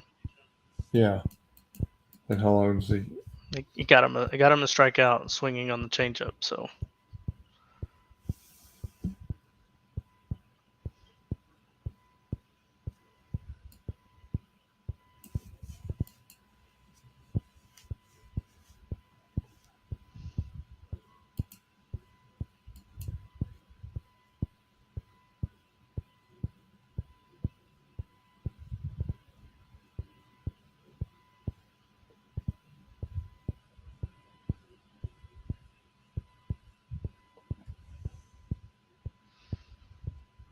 Got Tucker to fly out. It's good for efficiency numbers of we're trying to keep that pitch count down. Yeah.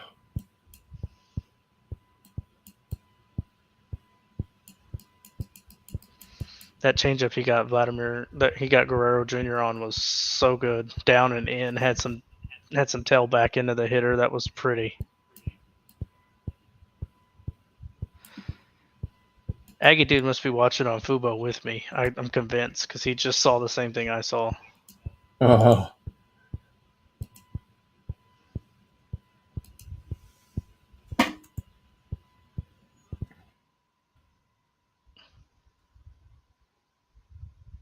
There we go.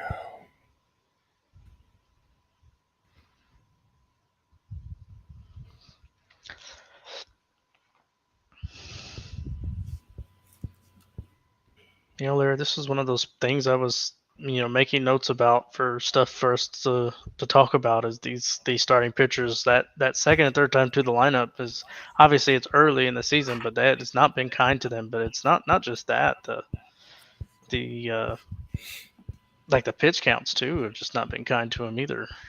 Right. They haven't even gotten. How many times have they gotten to the third time through the order because of their pitch I counts? think the only one that's Javier, and Yeah. That's what I was thinking. then so he's 2-2 to Varsho right now. So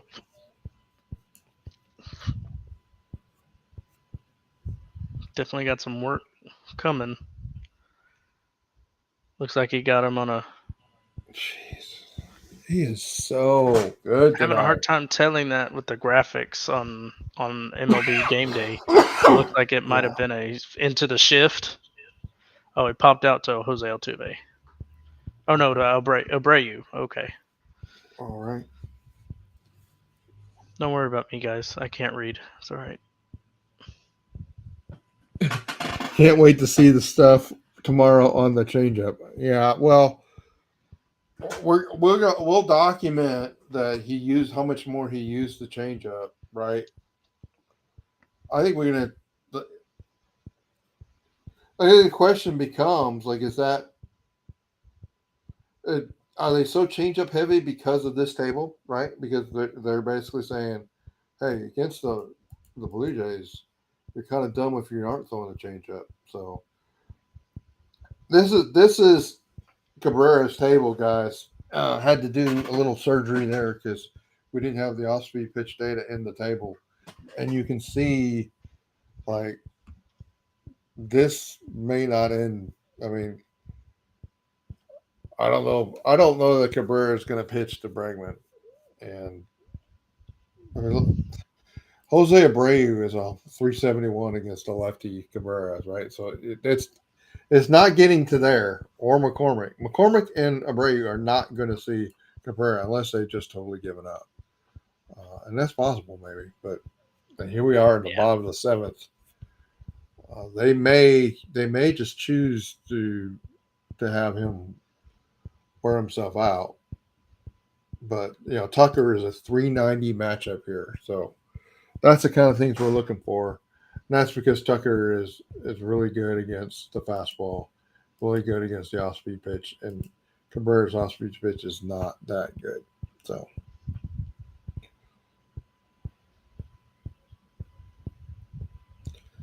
I would love to see Jordan Alvarez do something here. Not only because I told everybody he would, I just needed to see it for his own sake. well, he's ahead in the count, so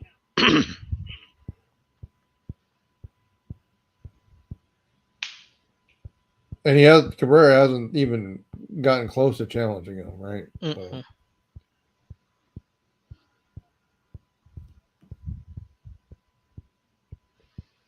no, he's 3-0 right now. He hasn't thrown anything really close.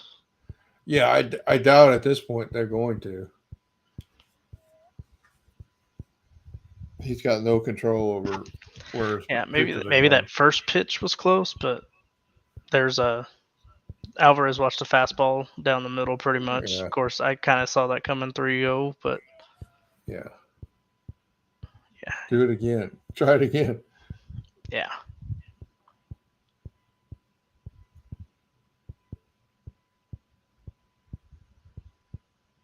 Uh, The foul ball in the sinker. yeah. Maybe a little bit more of a backward approach there from Cabrera. Yeah. Clearly is. Let me throw all my swing and miss stuff first and get Alvarez not looking as much, but he came up with the walk anyways, which is big here. Maybe for you, but for the people that follow my advice, that's not a win. That's a loss for old Larry the GM's predictions. And we know we're losing on the other side because nobody's gotten a hit. So, oh well, we got Tucker with the home run. Tucker came through for us. Remember now, Tucker 390 here. Yeah. Okay, Larry, your system doesn't mean anything. Tucker, one pitch. That's a meatball, though. Look at that. Look at the location of that. Yeah, the location of that sinker. Your number is like, what the hell? Where's that sinker? Yep, How where's you get that pitch sinker? for me? Yeah. Tucker, a 2 home run night. Boom! I'm gonna see it on my feed. I'm seeing it on the game day feed, but I haven't seen it on that. I haven't seen the actual video yet. So let's see. He put it in. He put it in the bullpen. Okay. First pitch. Yep. Yeah. Yeah, first pitch. All Yeah, right, Cabrera may just be wearing this at this point. Down 9-0. I don't. Yeah. They may be going and finding their worst pitcher in the bullpen after this. Yeah.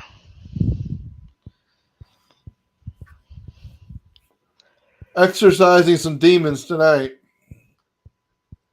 Yep. All those opportunities missed in that first few coming back around.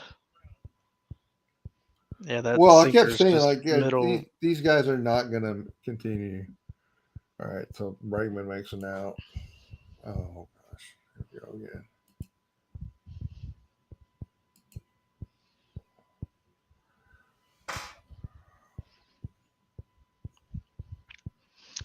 It's a good at bat for Diaz, especially against the lefty. This is.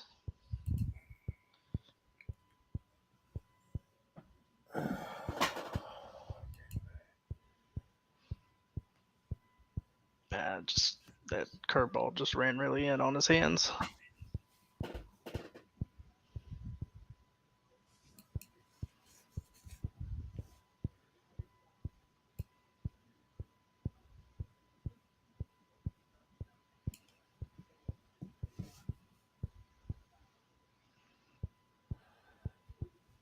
Yeah, I mean they're giving Yonder Diaz, who doesn't have a good database of strong left-handed plate appearances versus left-handed pitchers would be good because there's no reason that Yonder Diaz should not be able to hit left-handed pitching, but just sample size, he hasn't really done it. Well, AD, we're glad you joined us, right? Just appreciate you being here. Look at this. Look at this. Look at this, Yonder Diaz. Yonder Diaz says, I Larry, see it on the game day feed, and I'm gonna get to see it on the live screen here in a second. I am going to be fine versus left-handed pitching, Larry the GM. I knew you are. I know you are. Man, what is his OPS now? Hey, I tweeted it out earlier. I said I'm calling it. I think Yonder Diaz gets MVP votes this season. This kid is natural hitter. Why give him a fastball there? Why give Yonder Diaz a fastball on the middle? I don't know, man. Maybe because you're scared you can't throw off-speed pitches to him. You can't throw breaking pitches to him. So you just figure I'm going to get fastball. You're going to get. I think he's coming out now, right? Yeah, they probably say, okay, we've seen enough. 10-0.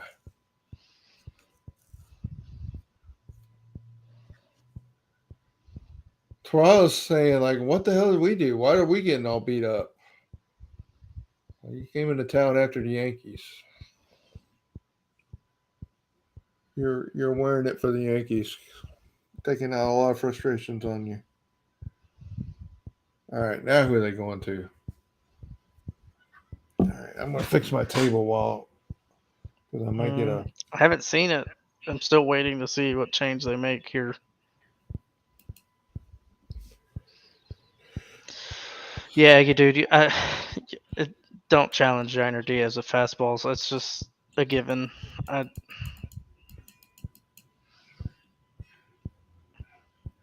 Quick as hands, just doesn't look like he does much, but he drives a baseball, man. It's just so good.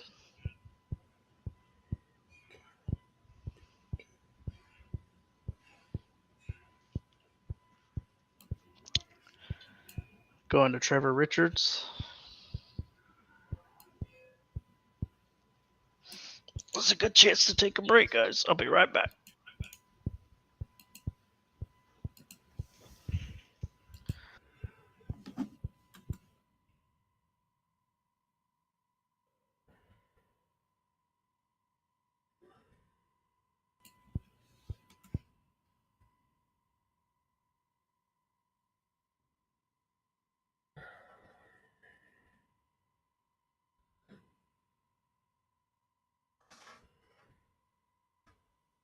All right. Oh, no. And over here, Trevor Richards, righty.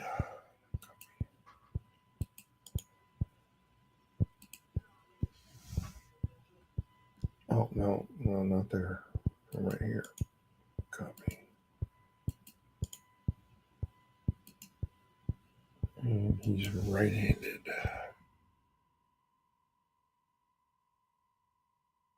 Trevor Richards. Interesting. Trevor Richards throws no off-speed pitches. That's right. I mean, no breaking pitches. Only off-speed. This will be interesting. Trevor Richards, good off-speed pitcher. Against the Astros, you would think that Trevor Richards could have been a weapon for them in this series.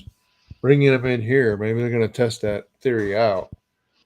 Given the Astros' propensity for not hitting off-speed pitches, here we're gonna get Trevor Richards, who throws 56% off-speed pitches to both lefties and righties. Oh, no, never mind. Brady gonna Brady. Okay. I thought maybe we might get something there with the Brady. Yeah, I see it too. Just off the end of the bat and up front. Just, maybe that's part of this problem too. Is when you watch him hit, he's just so far out in front of it. Yeah. They went 4 straight just the changeups. weight is unloaded on that front foot, and he just doesn't have a.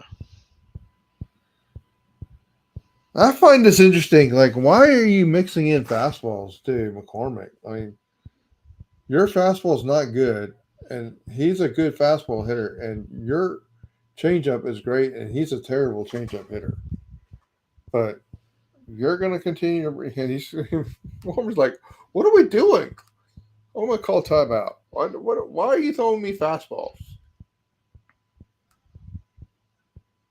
Right down the middle to some of them too.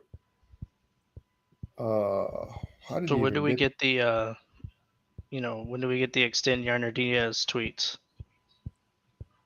Well, I think I already saw one. Like, let's do it. Let's do it before the season even starts, right? I think that's what Ben DeBose said. Hold on, I read it. Yeah, I'm pretty sure. I'm pretty sure it now. was Ben. I'm pretty sure it was Ben. Yeah, you dude. Pissed off Astros are no joke. And according to, let me validate this news real quick before I share it with you. Okay. You might already know.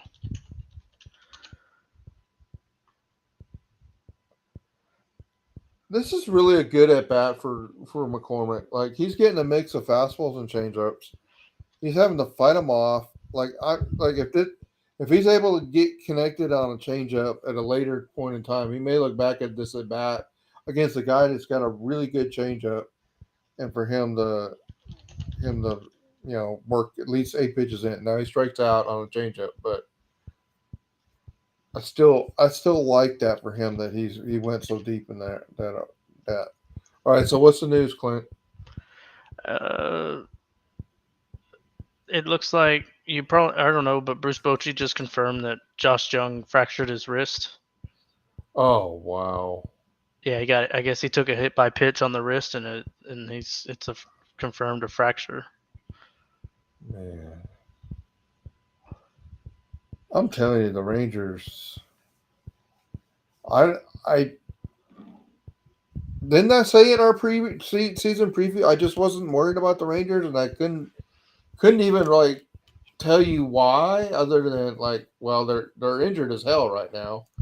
Um, and it, yeah, if that their top pitchers come back, it's going to be a tough series. But if they don't have without Josh Jung again, wasn't he gone like most of the season 2 years ago? And then part of the reason they were actually so good is because Jung was available and played pretty well Yep. last year. Isn't that basically the story of the last 2 years? I mean, I know there's a whole lot of other Rangers that are just, you know, on a higher level than Josh Jung, but it just seems incredible that he wasn't That's the around. yeah. All right, so now we got Dubon playing second.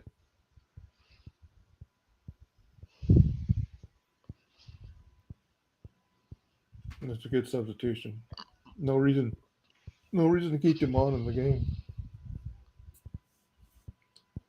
All right, let's see. I'm gonna leave that. I'm gonna leave that table like that because I'm gonna get a new relief pitcher. I mean, Blanco, 82 pitches, eighth inning. I mean, Larry, I think you got to let him ride, and he gives up a I hit. mean, It's an easy call there. You know what I mean? right. Yeah, I mean, I'm sure their strategy for him tonight was probably like 90 pitches, right? But Yeah. I mean, they may have been wanting them at 80 some pitches, but you're not pulling them out. I mean, 10-0. You know, you just say, Rodell, just. I mean, look at this pitch that he ends up with Kirk, right? That pitch, Hmm. middle, like screw it. Like I've got a 10-run lead. I just got the ESPN notification of the no hitter watch, so we'll see if they ruined it for everybody.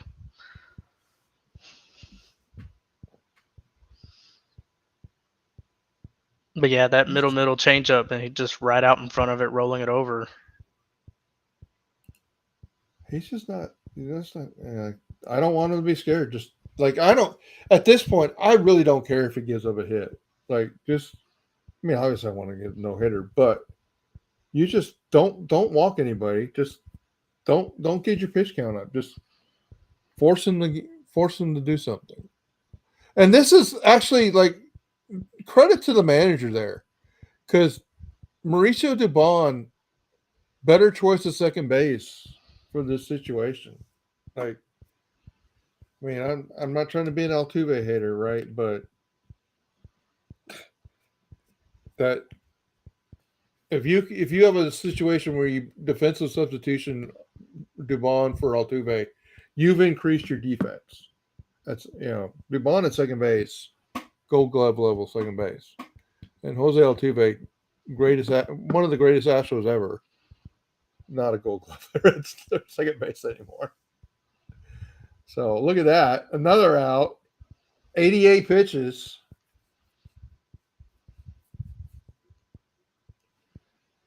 Wow, guys. Where were you the night?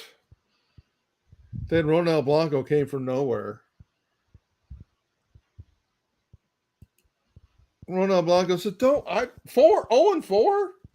Don't worry about it. I got it. I got you, coach. I got you, coach." It's good. All you dude says the fracture happened on a pitch Jung swung at from Phil Maton. So, all right. Fouled off the fastball. Called strike. God, we have got to find out how many changeups we pitched tonight. I gotta find that out. That would be on the at bat app, but that'll be in Savant tomorrow, right? Or just call up like I call up the other Savant data. It'll give me Yeah. the pitch count. It'll give me the pitch count, pitch allocation. Because I don't know. Can you call it up in Savant right now, Clint? Live?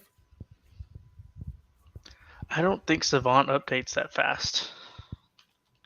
No, you can't probably call it up, and you'd have to call it up on the scorecard page, right?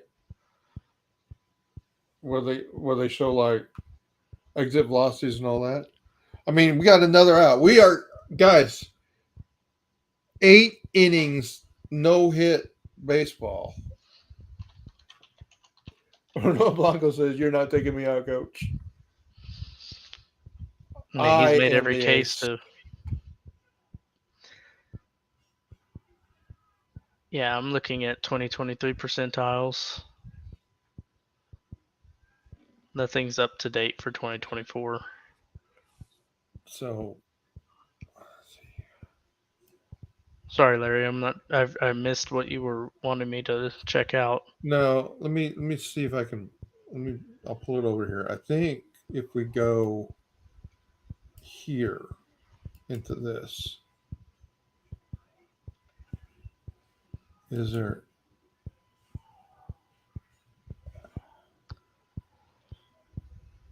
Okay, so I am not the greatest at this part of Savant. So, pitch. I just don't know. Okay.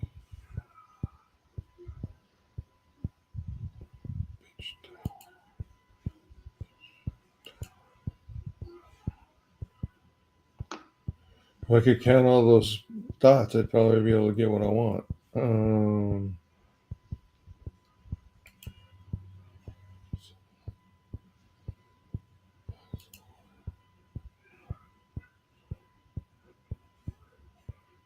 Okay, so so four-seam okay, here we go. Four-seam bat fastball, 32%. Slider, 31%. Changeup, 33% changeups. And curveball, 4%. 33%. They're pitching Kiermaier. 33. I don't, guys. I can't do a table for Kiermaier pitching. Sorry. I don't have the actual data on Is that. it Kiermaier or is it Falefa? It's kind of Falefa. Oh, kind of Falefa. Sorry. Same story. I don't have him in the. There's no data there. There's no data. No data I would trust. 33% changeups.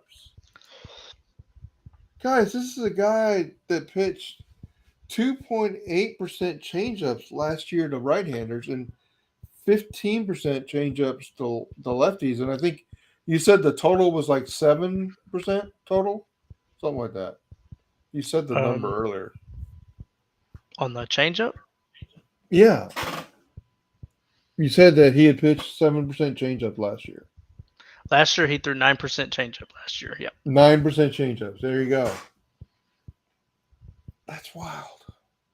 33% today. We're looking at a different pitcher. I mean, I'll be able to account for that by June maybe, but I'm the way the systems work. I am not doing hybrid data till there's a big data set from 2024.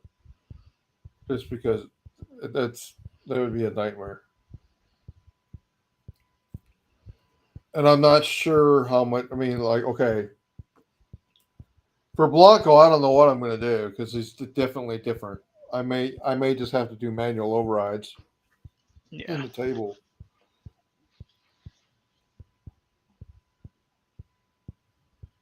Because 2 outs at the bottom of the 8th. Yeah. Great catch. I mean, how to fix your bullpen? Just let your Rano Blanco pitch. Yeah. What a day for Hader and Abreu to be unavailable. Yeah, exactly. Hader and Abreu are unavailable. That could be a real problem. Oh, no, it's not a problem at all. Not a problem at all.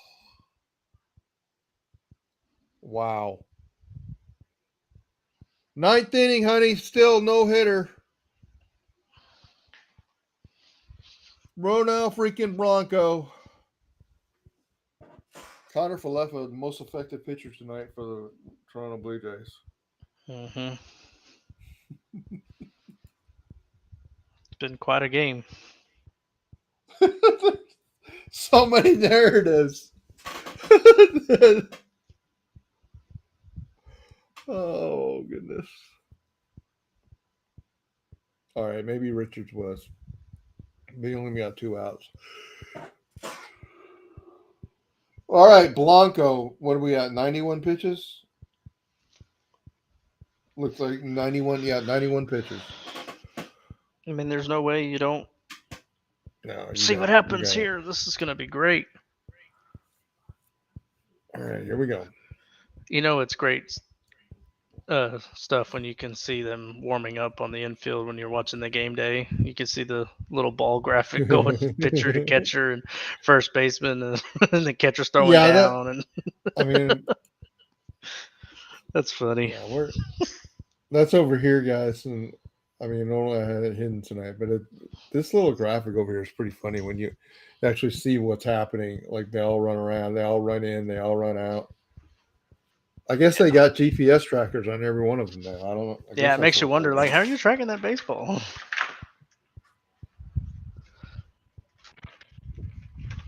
Is that all the research that MLB's been doing on baseballs? I don't know. Is there a little Wi-Fi device in their baseballs now?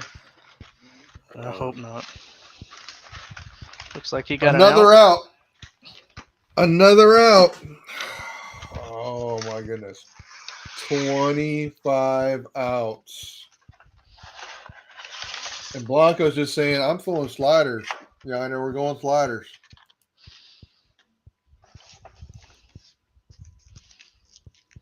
Two sliders to Connor Falefa. Makes sense. Biggio, probably going to be more breaking pitches. Oh, look at that. I didn't even see it. We're at 26 outs. Fastball to Kevin Biggio. All right.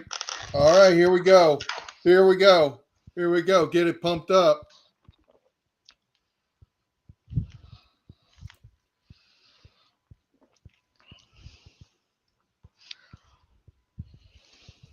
I mean, I'm going to put the little graphic. I want to see these guys run around. Yeah, I got a big screen.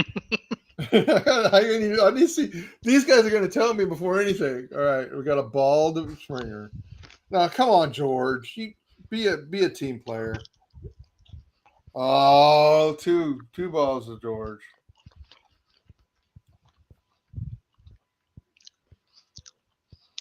Strike. What these guys do will tell the story. If they're all running into the pitcher, we know what we have.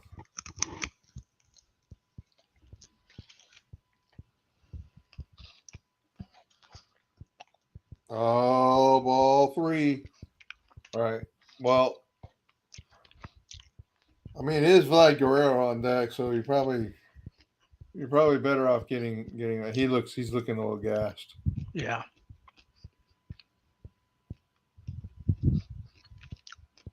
Go crazy, fans. Go crazy. Come on.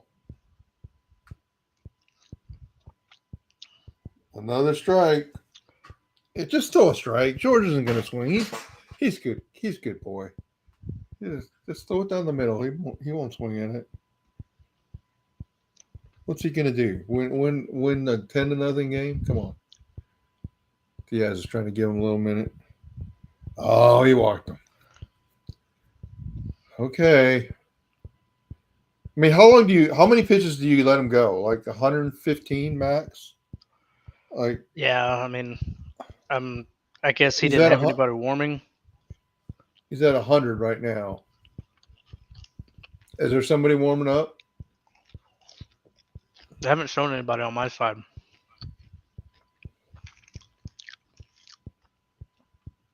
They should have a little dude out there. They should have the bullpen. Yeah, there should be a little guy that walks out, I figured.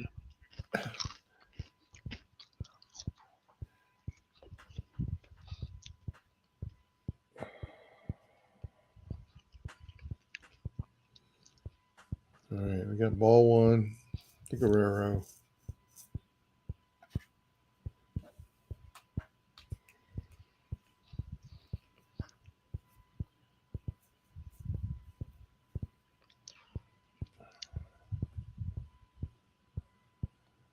Strike one. Change up. 30-some% change ups. Ball.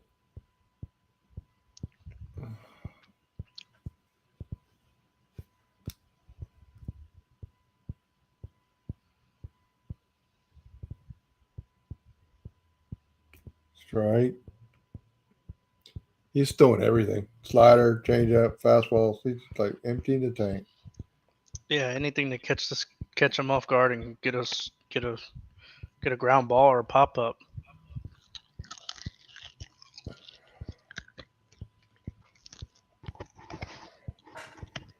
Two count on the app. 2-1 on the screen, my TV. Oh, Out! there it He's is. out! We have a no-hitter! We have a no-hitter! No-hitter! Astros! Look at all the little guys run in. See, I told you they would tell you the story. Folks, where were you the night? The Ronald Blanco pitched a no-hitter. Go crazy. All the fans, now we get to see the fans go wild. Boom. And of course, it goes to Doobie. Doobie for the final out. Doobie to Abreu for the final out. Look at that. Wow. Wow, wow, wow. Where were you the night that Ronald Blanco pitched a no-hitter? You were with Larry the GM, where you should be.